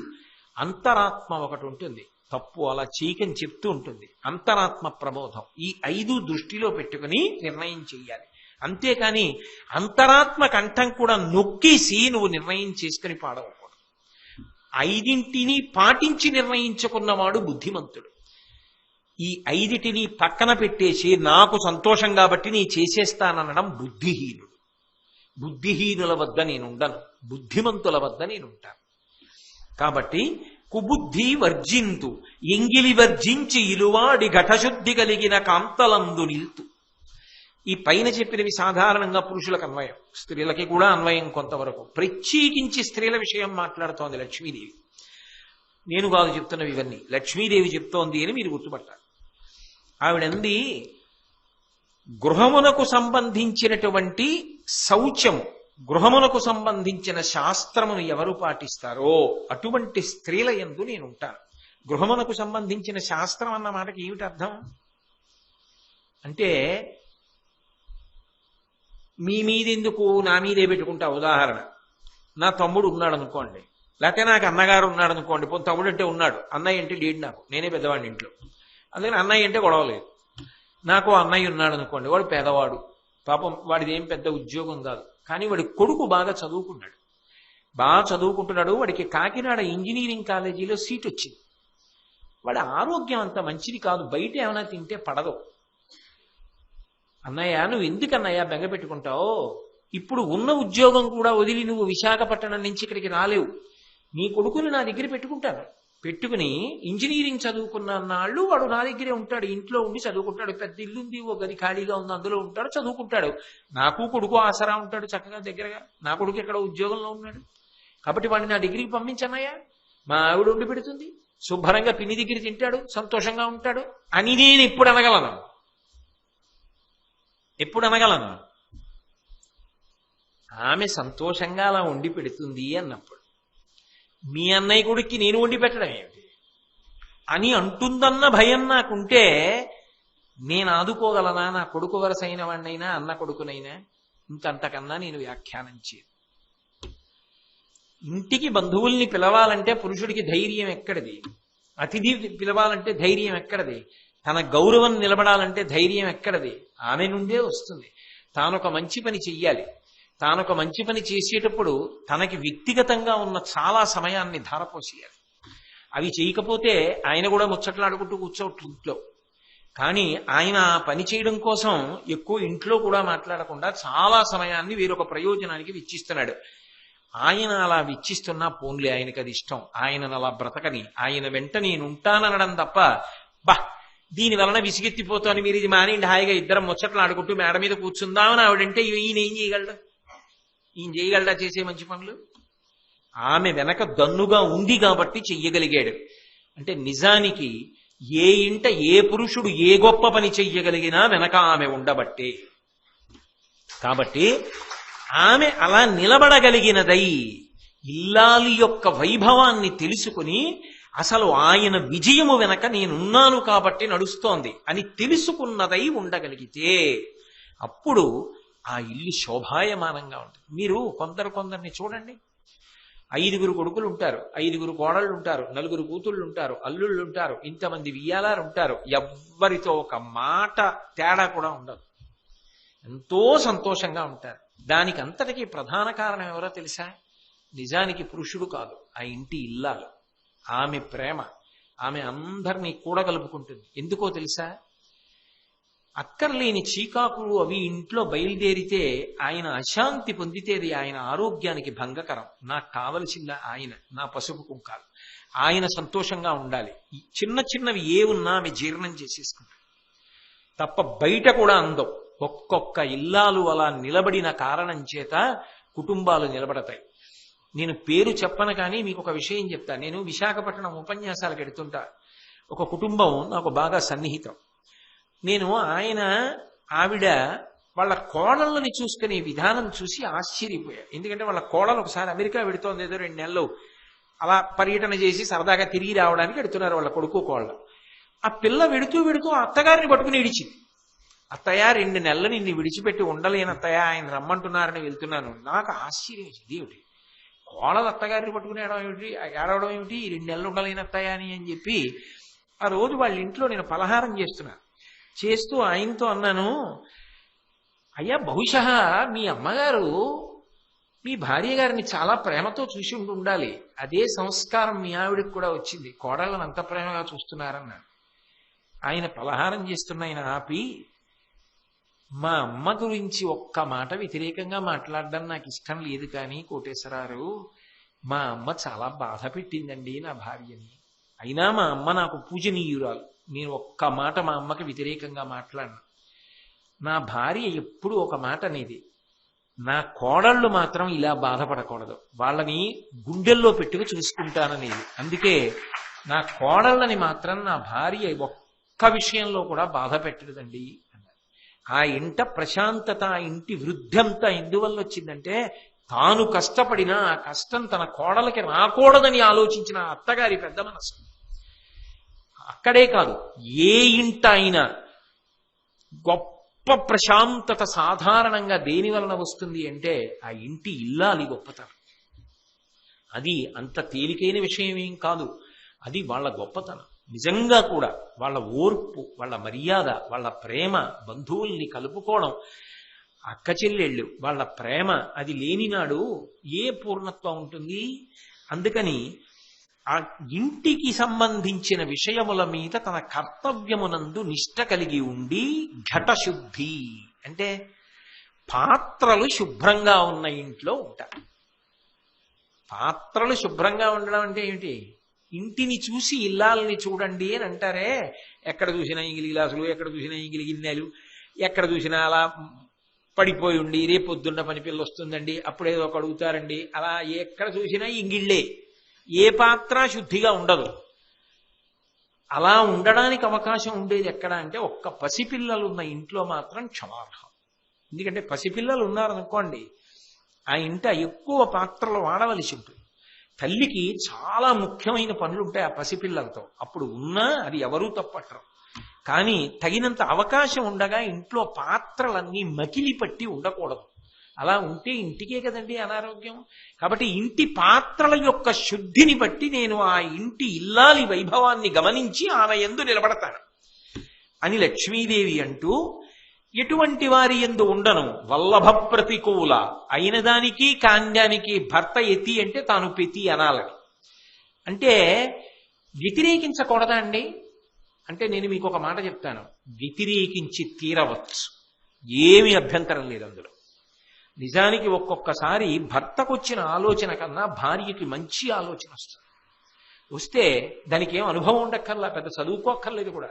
శభాష్, మంచి మాట చెప్పావే, నువ్వు చెప్పింది బాగుంది, తప్పకుండా నువ్వు చెప్పినట్టు చేద్దాం అని భర్త అంగీకరించగలగాలి. తానొక మాట అందనుకోండి, నువ్వు చెప్పింది తప్పు, ఇలా ఆలోచించు, ఇలా చేస్తే బాగుంటుంది అన్నాడు అనుకోండి, అవును ఆయన చెప్పింది బాగుంది కదా అని ఆమె అంగీకరించగలిగి ఉండాలి. అంతేకాని ఎప్పుడూ ఎవరో ఒకరి మాటే చల్లాలన్న పెంకితనం పనికిరాదు. అది భర్త విషయంలోనైనా దోషమే, భార్య విషయంలోనైనా దోషమే. 24 గంటలు నా మాటే నిలబడాలని భార్య అనుకోకూడదు, నా మాటే నిలబడాలని భర్త అనుకోకూడదు. ఒక అభిప్రాయం అడిగి బాగా చెప్పింది అనుకున్న నాడు మంచి మాట చెప్పావు, ఆచరిద్దాం. చెప్పలేదు అనుకున్న నాడు నింద చేయడం కాదు, ఇది ఇందుకొద్దు, ఇలా ఆలోచన చెయ్యి, ఇలా చేద్దాం. ఆమె అంతకన్నా బాగా ఆలోచన చేసి రేపు నీకు ఇంకొక మంచి ఆలోచన చెప్పచ్చు. అంతే తప్ప ప్రతిదానికి భర్తకి వ్యతిరేకంగా మాట్లాడకుండా ఉండాలి. ఎప్పుడు వస్తుంది ఆ భావన అంటే, సాధారణంగా లోకంలో ఏమిటంటే ఉండకూడని పెద్ద దోషం ఏమిటంటే, తనకన్నా పైన ఎవరు ఉంటారో వారు తనకన్నా అసమర్థులన్న భావన కొంతమందిలో ఉంటుంది. మా నాన్నగారికి ఏం తెలియదండి, ఆయన అమాయకుడు, ఒక భావన. మా గురువు గారికి ఏం తెలుసు, ఆయనకి ఏం తెలియదు. ఇంకా గురువు గారు ఏమిటి నా బుర్ర, మా గురువు గారికి ఏం తెలుసండి, అదో భావన. మా ఆవిడికి ఏం తెలుసు, అదో భావన. మా ఆయనకి ఏం తెలుసు, అదో భావన. మా పై అధికారి ఉన్నాడు అనుకోండి, ఆయనకి ఏం తెలుసండి. ఇంకా నీ పైన ఉన్నవాడు ఎవరికి ఏమీ తెలియదు, ఎక్కడున్నా నీకే తెలుసా అన్ని, ఇంకా ఎవరికి ఏమీ తెలియవు, నీకే తెలుసా. ఒదగడంలో గొప్పతనం ఉంది కదా. మంచినీళ్లు ఎందుకు గొప్పవయ్యాయి, ఏ పాత్రలో పోస్తే ఆ పాత్రలోకి ఆ రూపంలో ఇముడుతాయి. నువ్వెక్కడ కూర్చున్నావో ఆ స్థానంలోకి ఇమిడిపోవాలి, అప్పుడే అందం. ఆ ఇమడలేకపోతే ఇబ్బంది. అయిందానికి ఆయన అన్ని అంతే, ఆయనకి ఏం తెలీదు, ఆయన అలాగే మాట్లాడతారు అన్న మాట ఇటువైపు నుంచి రాకూడదు, అంటే భార్య వైపు నుంచి రాకూడదు. అయిందానికి కాందానికి ప్రతిదానికి భార్యని నింద చేయడం భర్త వైపు నుంచి ఉండకూడదు. కాబట్టి అలా వల్లభ ప్రతికూలురైనటువంటి స్త్రీల యందు నేనుండను. నిష్ఠురాత్మ, నిష్ఠురాలంటే అవతల వారి యందు తప్పు పట్టడానికి నిజంగా వాళ్ళు యోగ్యులేనా, అది వాళ్ళ తప్పు వల్ల జరుగుతోందా ఆ ఇబ్బంది అన్నది ఆలోచించకుండా, వాళ్ళ తప్పు ఏముందని తెలిసిండి కూడా వాళ్ళని నింద చేస్తూ ఉండడం, అది అస్సలు అంగీకార యోగ్యము కాదు. నేను ఉండనటువంటి వాళ్ళ దగ్గర లక్ష్మీదేవి. నిష్ఠురాత్మ అంటే ఇది అవతల వారి దోషము కాదు అని తెలిసిండి వారిని నింద చేస్తూ ఉండడం. ఏమిటి ప్రయోజనం దానివల్ల అంటే, అలా ఉండకూడదు సుమా. కోడలు ఉద్యోగము చెయ్యాలి, కోడలు శ్రావణ శుక్రవారాలు అన్నీ చెయ్యాలి, శ్రవణ మంగళారాలు చెయ్యాలి, 150 మంది ముత్తైదువులకి తాంబూలాలు ఇవ్వాలి, పూజలు చెయ్యాలి, 12 కిలోమీటర్లు ప్రయాణం చేసి ఆఫీస్కి వెళ్ళాలి. అక్కడికి వెళ్ళి తిట్లు తిరిగి చెమట్లే తుడుచుకుంటుందా, ఇక్కడ ఇంతమందికి పేరంటాళ్ళకి ఇస్తుందా.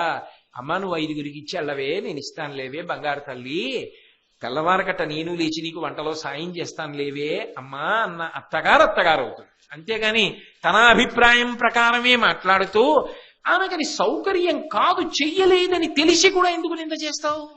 నిష్ఠురాత్మ అంటే నేను ఒక ఉదాహరణ చెప్పానంటే, నేను ఎవరినీ ప్రత్యేకంగా ఉద్దేశించి ఈ మాట మాట్లాడటల్లా. కాబట్టి నిష్ఠురాత్మలు ఇలాంటివి మనకి తెల్లవారు లేస్తే ఇవే సమస్యలు. చూడండి, పసిపిల్లల తల్లి ఉంటుంది, ఓ పిల్ల అనారోగ్యంతో ఉంటుంది, నువ్వు తలస్నానం చేస్తేనే ఇది చెయ్యాలంటుంది అత్తగారు. ఎవరు చెప్పారు? శాస్త్రం చెప్పింది అలాగా. ఆమెకి ఒంట్లో బాగుండకపోతే పసుపు నీళ్లు తల మీద చల్లుకోవచ్చు. ఎందుకు విన్నావు ఈ పురాణాలన్నీ? ఎందుకు తిరిగావు గురువుగారి దగ్గర? నీ కోడలు తలస్నానం చెయ్యలేదు అని నీకు తెలిసినప్పుడు పసుపు నీళ్లు చల్లుకో అని ఎందుకు చెప్పాలి ఆ కోడలకి? అప్పుడు ఇంకెందుకు గురువుగారి చుట్టూ తిరగడం? ఎందుకు ఉపన్యాసాలు వినడం? ఎందుకు పుస్తకాలు చదవడం? ఎందుకు పారాయణలు? నడవడి చేత నిరూపణం కావాలి నువ్వు చేసే పనులు. నిష్ఠురాత్మ. అవకాశం శాస్త్రం ఇచ్చినప్పుడు, పిల్ల బాధపడుతున్నప్పుడు నువ్వెందుకు దాన్ని మినహాయింపును ఉపయోగించవు? అలా ఉపయోగించకుండా అవతల వారు కష్టపడినా నా మాటే చెల్లాలంటే నిష్ఠురమైన మనస్సు. అక్కడ నేను ఉండను అంది లక్ష్మీదేవి. అంటే నిజానికి లక్ష్మీదేవి ఉండాలంటే మనం చక్కదిద్దుకుంటే మనమే ఆవిడ తప్పకుండా వస్తుంది. సుమాని భీష్మాచార్యుల వారి యొక్క ఉవాచ. మీరు ఒకటి బాగా గుర్తుపెట్టుకోవాలి, ఆయన చెప్పాడు కాబట్టి నేను చెప్తున్నాను, కానీ నా మనసులో ఎవరూ లేరు ఇవి చెప్తున్నప్పుడు. కాబట్టి అన్యమందిరగామిని, ఎప్పుడు ఇంటికి తాళం వేసి ఎక్కడికో వెళ్ళిపోవాలి, తన ఇంట్లో తానుందామని అనుకోకపోవడం. ఇంకా అంతకన్నా నీ వ్యాఖ్యానం చేయి. అధిక నిద్ర అయిన మానిని, ఎప్పుడూ నిద్రే, ఎప్పుడూ పడుకోవడమే. ఇంకా నాకు దానికి వ్యాఖ్యానాలు వద్దు. కాబట్టి దొరకదు, నేను వదిలిపెట్టేస్తాను, అలాంటి చోట ఉండను అంది లక్ష్మీదేవి. అర్జనీతటాక తరుషండ పుష్పవాటముల నిలుతూ, బాగా తామర పూలు విరిసినటువంటి కోనేరు ఉందనుకోండి, అక్కడ నేను ఉంటాను. పువ్వులు పూసిన చెట్లుంటే అందులో నేనున్నాను. నేను నా ప్రవచన ప్రారంభంలోనే మీకు లక్ష్మి అంటే ఎలా ఉంటుందో చెప్పాగా. ఆకుపచ్చని ఆకులతో ఉన్న చెట్లలో నేనున్నాను, అవన్నీ లక్ష్మియే అని లక్ష్మీదేవి చెప్పిందయా ధర్మరాజా. కాబట్టి నీకు లక్ష్మీ కటాక్షము కావాలంటే ఆమె ఎలా ఉంటే అనుగ్రహిస్తుందో అలా ఉండడానికి ప్రయత్నం చెయ్యి అని భీష్మాచార్యుల వారు చెప్పారు. చెప్పి వేరొక వృత్తాంతాన్ని చెప్తున్నారు.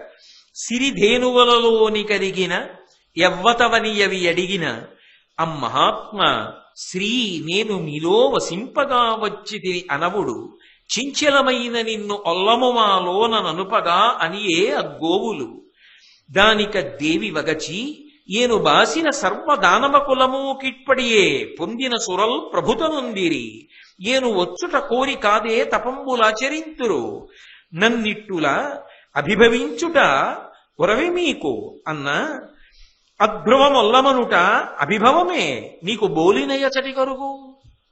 ఒకసారి లక్ష్మీదేవి ఆవుల దగ్గరికి వెళ్ళింది. నీ యందు సమస్త దేవతలు ఉంటారు కదా, కాబట్టి ఓ గోవా నాకు కూడా నీ యందు నివసించడానికి ఒక స్థానాన్ని ఇయ్యి అని అడిగింది. అడిగితే అవన్నాయి గోవులు నువ్వెవరు అన్నాయి. అంటే ఆవిడంది నేను లక్ష్మీదేవిని అంది. అవన్నాయి నువ్వు మా దగ్గర వద్దు అన్నాయి. ఇవి ఎందుకు వద్దు అంది. నువ్వు చించల లక్ష్మివి, నువ్వు ఒక చోట ఉండేదానివి కావు, చించలత్వం నాకు ఇష్టం ఉండదు, కాబట్టి నువ్వు మా దగ్గర వద్దు, వెళ్ళిపో. ఆవిడంది మీరు అలా అనకూడదు, నేను వదిలిపెట్టడం వెనక మంచి వాళ్ళకి అనుగ్రహం ఉంటుంది, పట్టుకోవడం వెనక చెడ్డవాళ్ళకి దురదృష్టం ఉంటుంది. నేను రాక్షసుల్ని వదిలిపెట్టి వెళ్ళిపోతుంటాను, అందువల్ల లోకము రక్షింపబడుతుంటుంది. సన్మార్గంలో ఉన్న వాళ్ళ దగ్గరికి వెళ్ళిపోతూ ఉంటాను, అందువల్ల వాళ్ళు వృద్ధిలోకి వస్తుంటారు. అందుకు కదా నా కోసం తపస్సు చేస్తారు, అందుకు కదా నా పేరు లక్ష్మి. అందరూ నన్ను చూస్తూ ఉంటారు కదా, ఆవిడ అనుగ్రహం కలగాలని కోరుకుంటారు కదా. అటువంటి నన్ను మీరు చించల లక్ష్మి అంటారేమిటి? మరి నేను కదలకపోతే ఎలా కుదురుతుంది? అసలు నేను కదలడమే లోకానికి ప్రయోజనం. మీరు చూడండి, కరెంట్ అంటే కదిలితేనే దానికి ప్రయోజనం. కరెంట్ కదలకుండా ఆగిపోయింది అనుకోండి, ట్రాన్స్ఫార్మర్ కరెంట్ పోయిందంట. కరెంట్ అంటే కదులుతోంది, కరెన్సీ అంటే కదిలితేనే ప్రయోజనం. కరెన్సీ డబ్బు ఉంది, ఓ మంచి పని చేస్తేనే ప్రయోజనం, దాచేస్తే కంపు వస్తుంది, ఏమిటి ఉపయోగం? దానివల్ల ఉపయోగం ఉండదు. కాబట్టి నేను కదలాలి, డబ్బు కదులుతుంటేనే లోకంలో ఉపయోగం ఉంటుంది. నేను చించిన లక్ష్మిని అంటారేమిటి? మీరు అలా అనకూడదు అని లక్ష్మీదేవి గోవులతో అంది.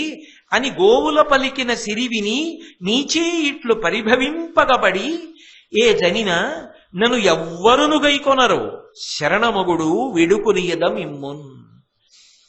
గోవులే లోకంలో లక్ష్మీదేవిని అంగీకరించలేదు, చెంచల లక్ష్మి అని పంపించేశాయంటే లోకంలో ఎవ్వరూ నన్ను ఉండమని అడగరు.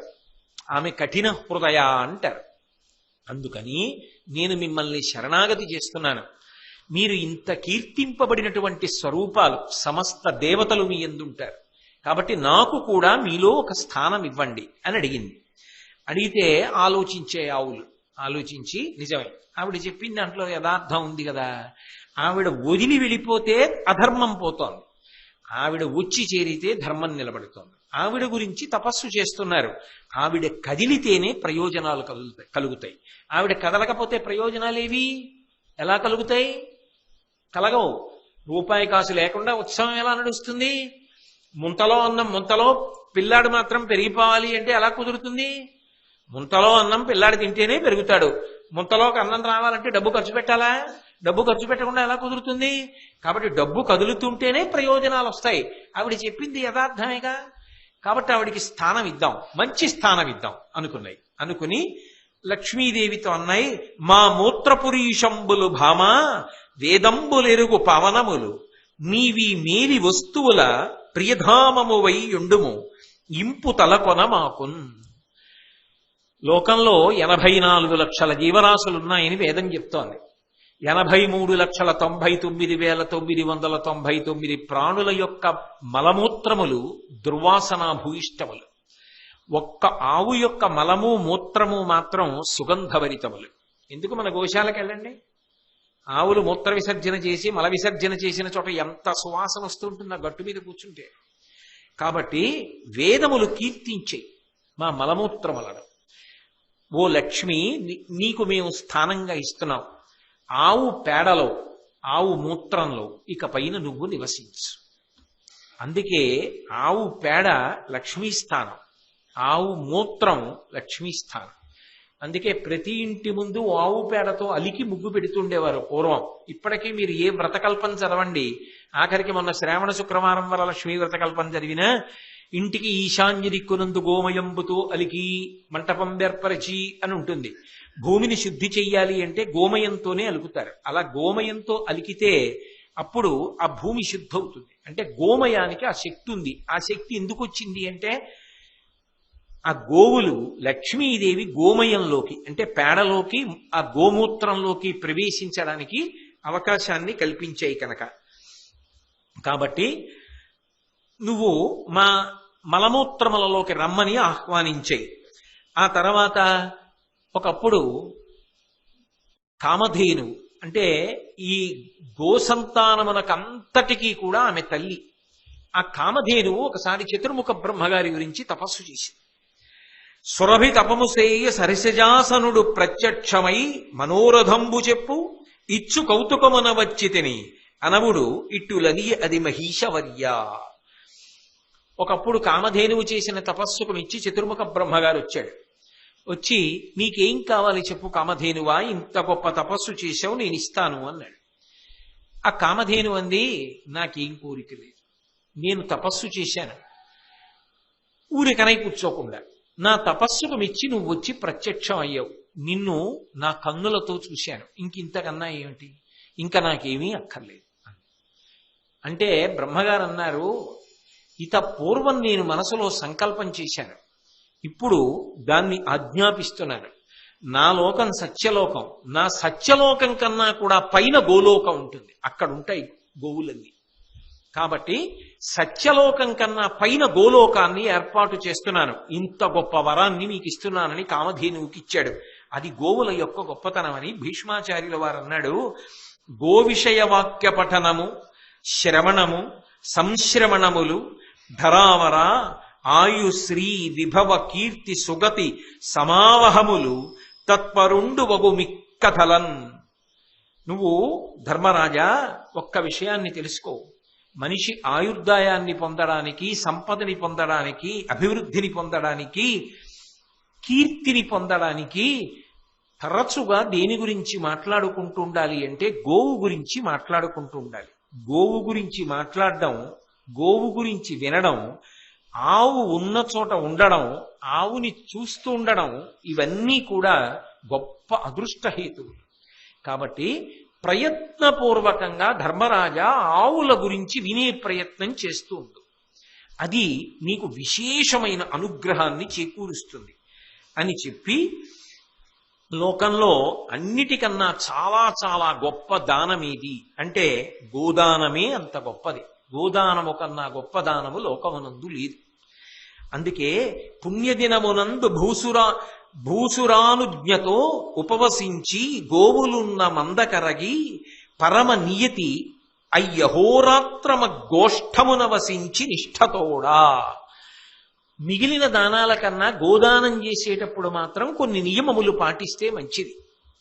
ఏం చెయ్యాలి అంటే, నేను గోదానం చేస్తాను అని సంకల్పం చేసుకున్న తర్వాత రేపు గోదానం చేస్తాను అని అనుకుంటే, ఇవాళ ఉదయమే ఎక్కడైనా గోశాల ఉంటే ఆ గోశాలకి వెళ్ళి ఆ గోశాలలో భార్యాభర్తలిద్దరూ ఉండి చక్కగా గోశాలకి సేవ చేసి ఆ గోశాలలోనే రాత్రి కూడా పడుకుని మరునాడు ఉదయం వాళ్ళు ఏ ఆవుని దూడతో కలిపి దానం చేద్దాం అనుకుంటున్నారో పాత్ర కూడా ఇస్తారు పాలు పితకడానికి, దానితో కలిపి దానం చెయ్యాలి. ఆ దానం చేసే ముందు ఒకరోజు గోశాలలో వాసం చేయడం చాలా చాలా గొప్పది. అందుకు గోశాలలో విశ్రాంతి మందిరం నిర్మిస్తారు, ఒకరోజు ఉండడానికి వీలుగా భవన నిర్మాణం చేస్తారు.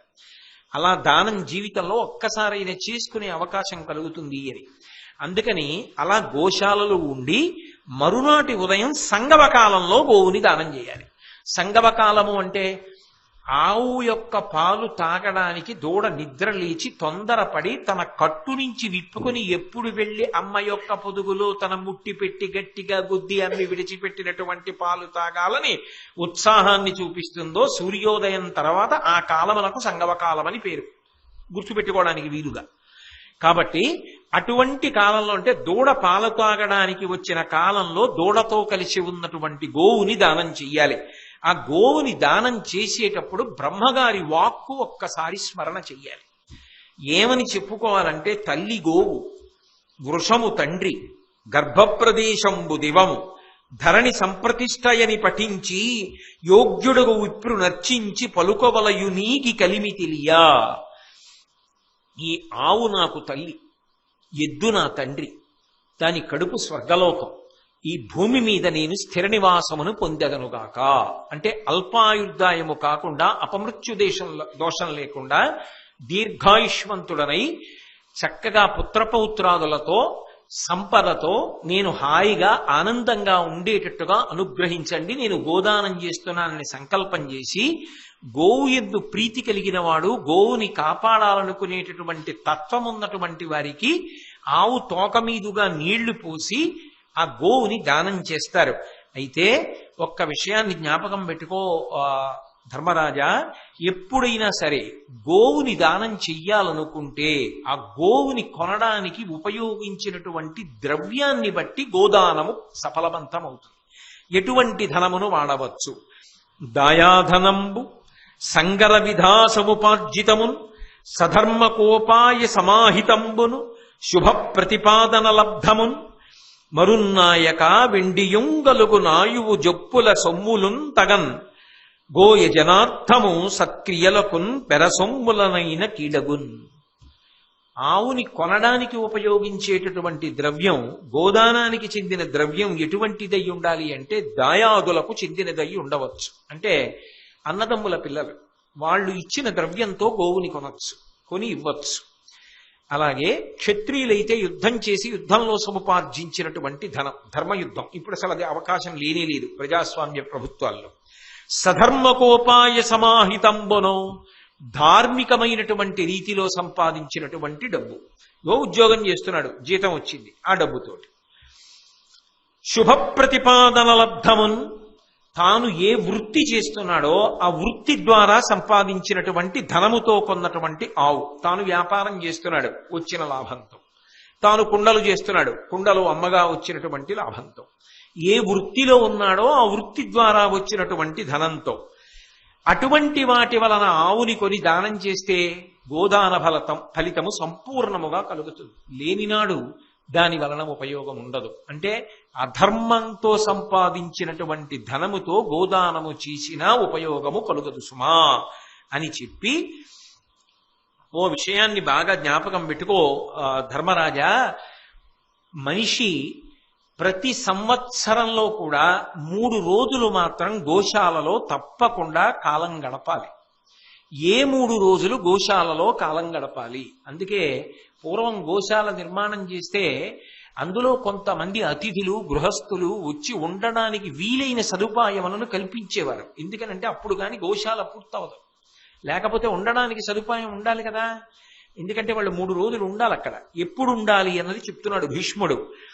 మానవుడోపి ఆశ్వయుజమాసము 2వ అష్టమింతగంబుని దినత్రయంబు పరిపూచిత గోష్ఠ తలంబునన్ వ్రతాధీనత బెండయన్నమును ధేనువు మూత్రము పాలు పానమున్గా నియతిన్ వసించి బహుకామ్య ఫలంబులు పొందుభూవరా.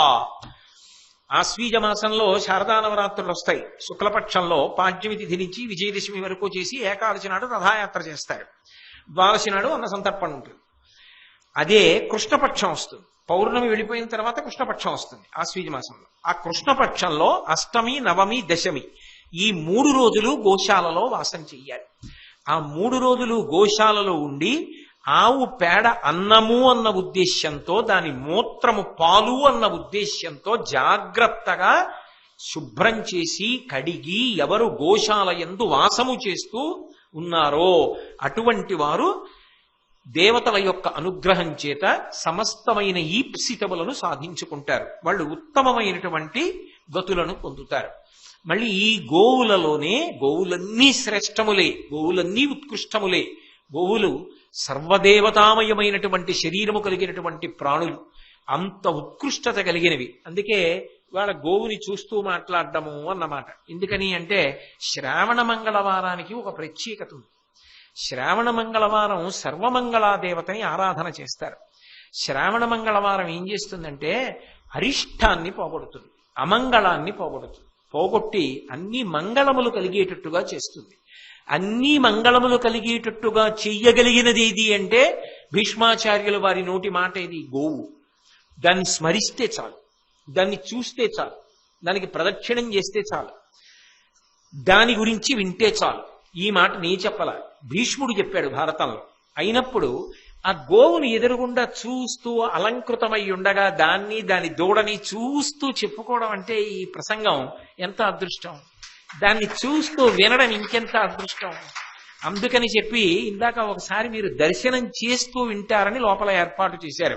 కాసేపు వాటికి అభ్యంతరం లేకపోతే లోపలికి ప్రవేశపెట్టండి, మళ్ళీ అల్లరి చేయకుండా రమ్మనండి.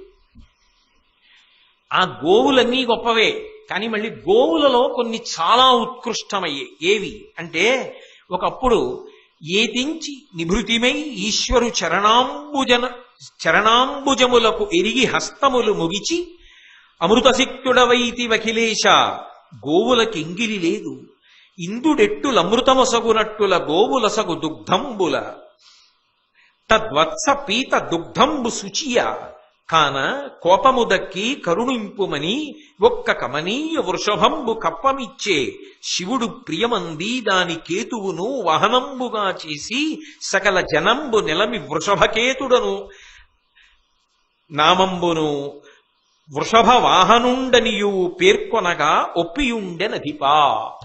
ఒకప్పుడు పరమశివుడు హిమాలయ పర్వత ప్రాంతంలో కూర్చుని తపస్సు చేస్తున్నాడు. నిన్నటి రోజున విన్నారుగా, ఆయన ఎవరి కోసం తపస్సు అంటే లోక కళ్యాణం కోసం, అందరూ బాగుండాలని తపస్సు చేస్తున్నాడు.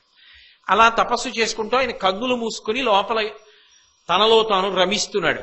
ఆ సమయంలో అక్కడ ఒక ఆవు వచ్చి నిలబడింది. దాని దూడ వెళ్ళి దాని పొదుగులో ముట్టి పెట్టి గుద్ది పాలు తాగుతోంది. పాలు తాగుతుంటే దాని దవడ చివర నుంచి నురుగు ఒకటి ఎగిరి వెళ్ళి పరమశివుని యొక్క శిరస్సు మీద పడింది. ఆపాటి స్పర్శకి ఆయన ఎందుకో బహిర్ముఖుడయ్యాడు.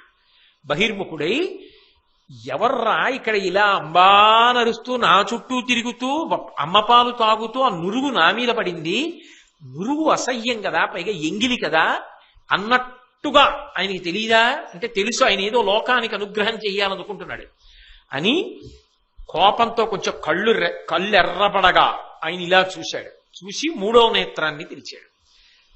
గోవు కదూ అది తట్టుకుంది.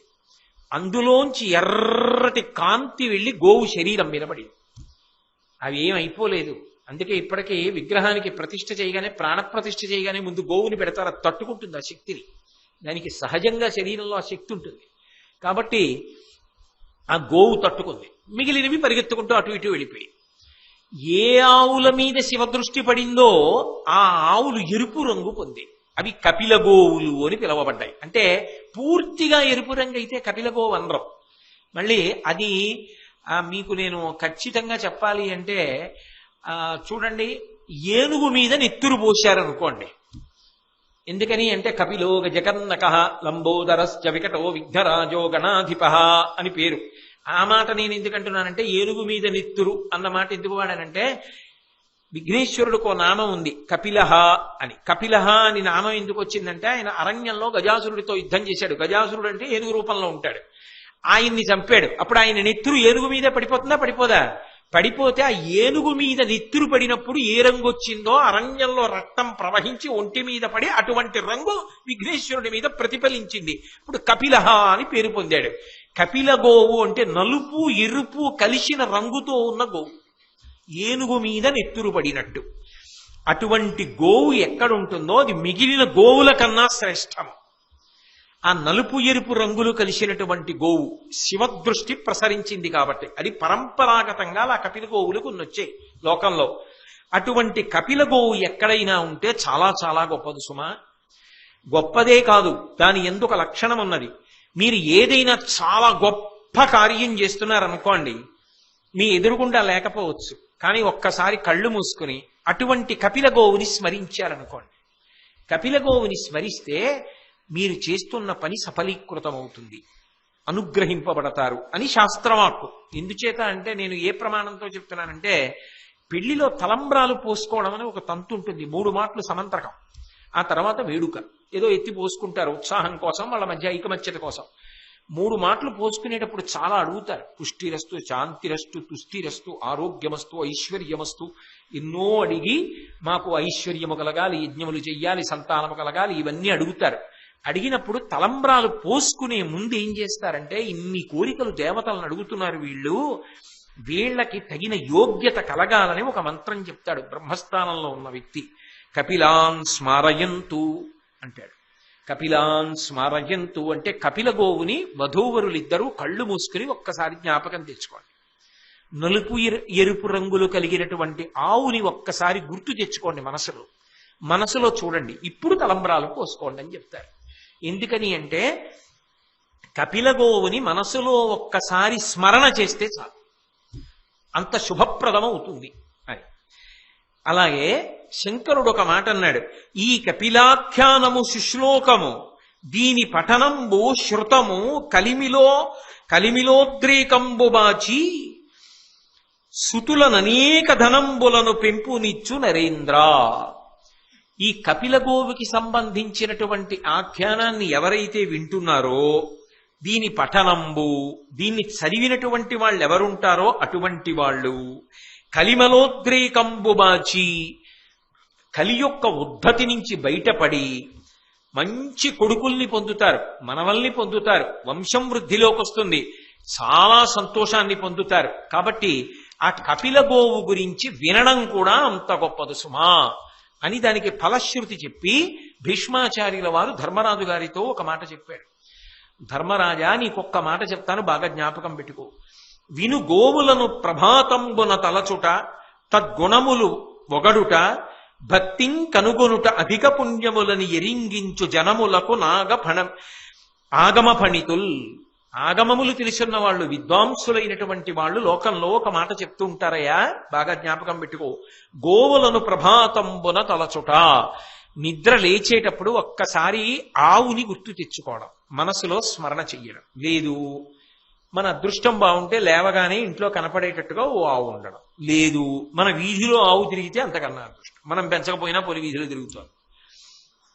కాబట్టి గోవులను ప్రభాతంబున తలచుట తద్గుణములు ఒగడుట, ఆ గోవు ఎంత గొప్పది అన్నది ఓసారి దంపతులు మాట్లాడుకోవడం, ఏదో మంచి గుణం గురించి గోవు గురించి మాట్లాడుకోవడం. పోనీ ఏమీ మాట్లాడకపోయా, నిన్న నువ్వు ఆవు వచ్చింది, ఆవులు ఏమైనా వచ్చాయేంటి ఇంటి ముందుకి, ఏమైనా పెట్టావా అని ఓసారి ఏదో స్మరించడం గోవుని. భక్తిం కనుగొనుట అధిక పుణ్యములని ఎరిగించు జనములకు ఆగమ ఫణితుల్, దాన్ని ఒకసారి చూడ్డం, భక్తితో నమస్కారం చేయడం, వీలైతే కాస్త పసుపు రాయడం, ఓ బొట్టెట్టడం, దానికి కాస్త గడ్డి పెట్టడం, ఇటువంటివన్నీ కూడా ఎంతో గొప్పవని, చాలా గొప్ప పుణ్యాన్ని ఇస్తాయని ఆగమ పండితుల్, విద్వాంసులైనటువంటి వాళ్ళు చెప్తున్నారు ధర్మరాజా. అందుకని ఇది అలవాటు చేసుకో జీవితంలో, రోజు గోవులను స్మరణ చెయ్యి అని. గోలోకమనేటటువంటిది సామాన్యమైన విషయం కాదయా. ఎవరు గోదానం చేస్తారో, ఇందాక చెప్పానే, అలా సశాస్త్రీయ గోదానం చేసిన వాళ్ళు గోలోకాన్ని చేరుకుంటారు.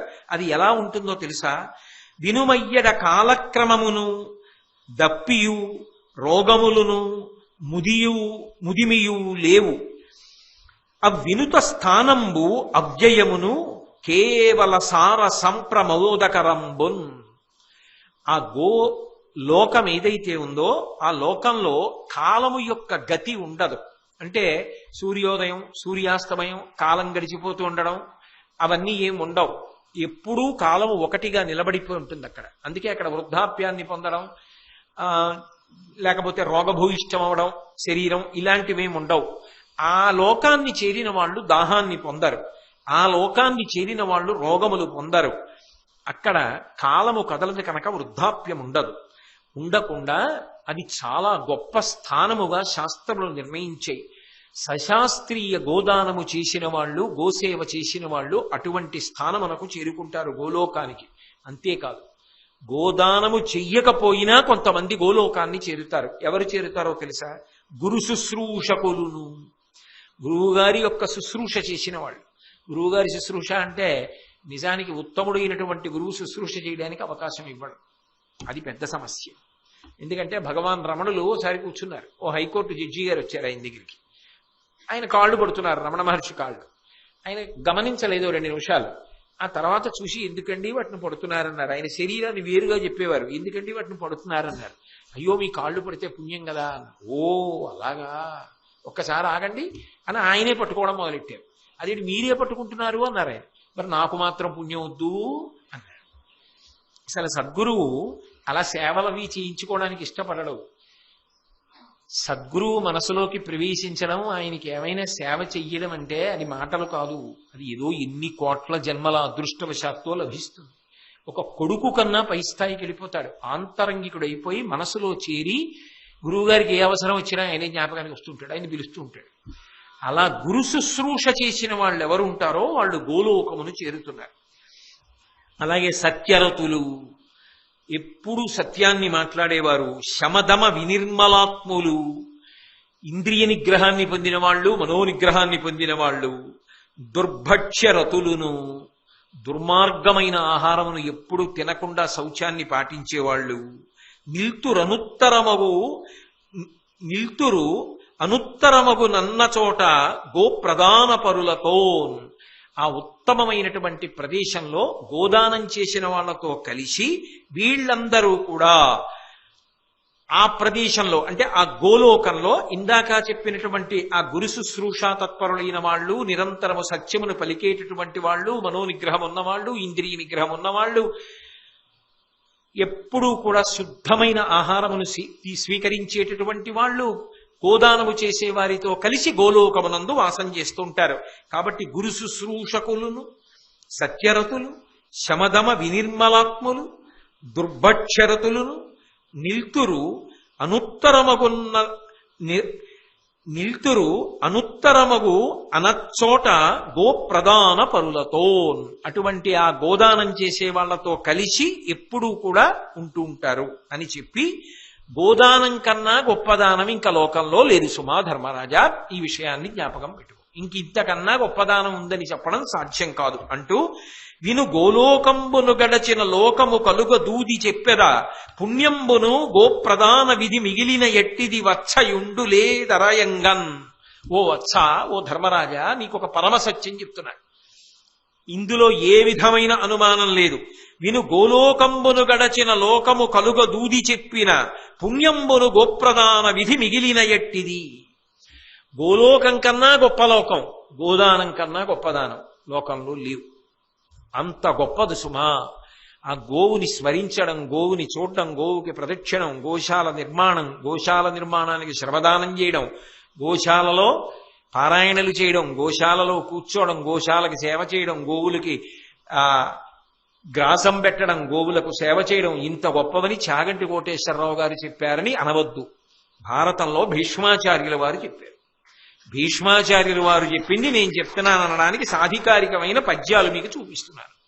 కాబట్టి అంత గొప్పది కనుక గోవు, నీవును అవధానముతో గోవుల మన్నింపు, పాత్రకోటి కొసగు సత్సేవిత, పుణ్యచరిత్రము లా వెరపున బోల విన్ని అయిన కుమారా.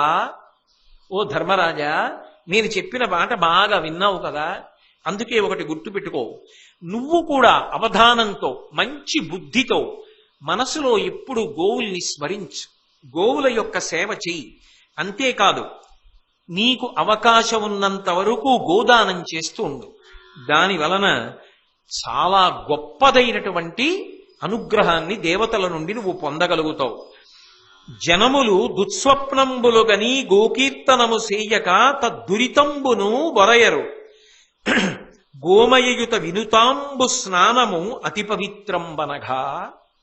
ఎప్పుడైనా నిద్రపోతున్నప్పుడు దుస్వప్నాలు వస్తే, పీడకలను వస్తే, భయం వేస్తే, ఆ పీడకలలు నిజంగా జరుగుతాయేమో అని ఏమైనా బెంగ అనిపిస్తే ఏమీ బెంగ పెట్టుకోక్కర్లేదు. ఒక్కసారి ఆవుని స్మరిస్తే చాలు, ఓ ఆవుని గుర్తు తెచ్చుకుంటే చాలు. ఆ దుస్వప్నాలు ఫలితాన్ని ఇవ్వవు. 2, స్నానము చేత పవిత్రము అంటాం కదా. ఈ స్నానం చేయడం వల్ల ఇంత పుణ్యం వస్తుంది అని కదా లోకంలో చెప్తారు. ధర్మరాజా, చాలా గొప్ప పుణ్యాన్ని ఇవ్వగలిగిన స్నానం ఏమిటో తెలుసా? నువ్వు స్నానం చేసే నీళ్లలో ఇంత ఆవు పేడ, ఉసిరికాయంత ఆవు పేడ కలుపుకుని స్నానం చేస్తే అంతకన్నా పరమపావనమైన స్నానము లోకమునందు ఇంకొకటి లేదు. కాబట్టి జనముల దుస్వప్నంబులగని గోకీర్తనము చేయగా తద్దురితంబును వరయరు, గోమయయుత వినుతాంబు స్నానము అతి పవిత్రంబనగా. అంతకన్నా పవిత్రమైన స్నానం ఉండదు. అంత పవిత్రమైన స్నానం ఏది అంటే, గోమయాన్ని ఓ ఉసిరికాయంతో, ఓ చీమతలకాయంతో తీసుకొచ్చి నీళ్లలో కలుపుకుని స్నానం చేయడం అంత గొప్పది సుమా. అని శ్రావణ మంగళవారం కదా ఇవాళ, ఇంకా ఇంతకన్నా మంగళప్రదమైన విషయం ఏమి ఉంటుంది? అందున ఎక్కడ గోవులు తృప్తిగా ఉంది, వాటికి ఏమి బాధ కలిగి కాదు, ఉత్తినే హాయిగా అమ్మాయి పిల్ల చూస్తూ, పిల్లని అమ్మ చూస్తూ, ఉత్తినే గోవులు అంబారావం చేస్తూ ఉంటాయో అక్కడ లక్ష్మీదేవి నిలబడి మాట్లాడుతున్నట్టు. ఆవు బాధపడకూడదు. యద్గృహే దుఃఖిత గావహ సయాతి నరకన్నరహ. గోవు బాధపడకూడదు. కానీ వాటికి ఏం బాధ లేదు. కానీ అలా ఒకదాన్ని ఒకటి చూసుకునే అంబే అంటే అంబా నరుస్తుంటాయి. అలా అవి అరుస్తున్న ప్రదేశం ఎక్కడుంటుందో అది లక్ష్మీదేవి యొక్క నివాస స్థానం. అది లక్ష్మీదేవి యొక్క అనుగ్రహమే. కాబట్టి ఇవాళ ఇంత గొప్ప రోజు, శ్రావణ మంగళవారం. కాబట్టి చక్కగా ఎదురుగుండా ఒక ఆవు దూడ ఉండగా, అవి అంబారావం చేస్తుండగా వాటిని చూస్తూ మనం ఈ ఆఖ్యానం చెప్పుకుంటే, లక్ష్మీదేవి గురించి చెప్పుకుంటే శ్రావణ మంగళవారం యొక్క ఫలితాన్ని సిద్ధింప చేసుకున్న వాళ్ళం అవుతామని ఇవాళ ఈ ఆఖ్యానాన్ని స్వీకరించాను. సమయం ఉన్నంత మేర చెప్పగలిగినంత వరకు చెప్పడం జరిగింది. అని అథవా అర్థం చేసుకోవలసిన విషయం ఏమిటంటే, గోసేవ అంత గొప్పది. ప్రత్యేకించి కాకినాడ వాసులు అదృష్టవంతులు. ఇన్ని వందల మంది శ్రమదానం చేసి చెమట పట్టేటట్టుగా ఇటకలు మోసి, ఇసుక మోసి, సిమెంట్ మోసి అంత గొప్ప గోశాల నిర్మాణం చేశారు. కాబట్టి బహుశా అటువంటి అలా శ్రమదానంతో నిర్మించిన గోశాల ఇంకొకటి ఉందని నేను అనుకోవట్లేదు. నేను చూసినంత వరకు, నాకు తెలిసినంత వరకు అంత గొప్ప విషయాన్ని ఇవాళ మనం మననం చేసుకునేటటువంటి అదృష్టాన్ని ఇచ్చినటువంటి కృష్ణ పరమాత్మ యొక్క పాదాల విందర్భలకు సాంజలిబంధకంగా నమస్కరిస్తూ, మళ్ళీ రేపు సాయంకాలం 7 గంటలకి కలుసుకున్నప్పుడు వేరొక విషయాన్ని పరమేశ్వరుడు పలికించింది పలికిస్తాను. ఒక్క విషయం గమనించండి, నిన్న ఉమామహేశ్వర సంవాదం కానీ ఇవాళ లక్ష్మీ స్థానాల గురించి కానీ నేను మాట్లాడడం వెనక ప్రయోజనం ఏమిటంటే, కాలముతో కూడా సంబంధమును పెట్టుకుని ఎంత పవిత్రమైన రోజున ఏది చదువుకోవచ్చు ఏది వినొచ్చు అంటే అవి కూడా భీష్ముడు చెప్పిన మాటల్లోనే ఉంటాయని చెప్పడానికి ఈ 2 రోజులు అటువంటివి స్వీకరించారు. అంత గొప్పవి కాబట్టి ఆ పర్వాలకంత ప్రఖ్యాతి వచ్చింది. కాబట్టి మనందరం సర్వేశ్వరుడికి నమస్కారం చేద్దాం. మళ్ళీ రేపు 7 గంటలకు కలుసుకున్నప్పుడు మళ్ళీ రేపు ఏది వినడానికి భగవంతుడు మనని యోగ్యులుగా నిర్ణయం చేస్తాడో అది విందాం. మంగళాశాసనపరై మదాచార్య పురోగమై సర్వైశ్చ పూర్వైరాచార్యై సత్కృతాయాస్తు మంగళం. మంగళం కోసలేంద్రాయ మహనీయ గుణాత్మనే చక్రవర్తి తనూజాయ సర్వభౌమాయ మంగళం. ఉమాకాంతాయ కాంతాయ కామితార్థప్రదాయినే శ్రీగిరీశాయ దేవాయ మలినాథాయ మంగళం. సర్వం శ్రీ ఉమామహేశ్వర పరబ్రహ్మార్పణమస్తు.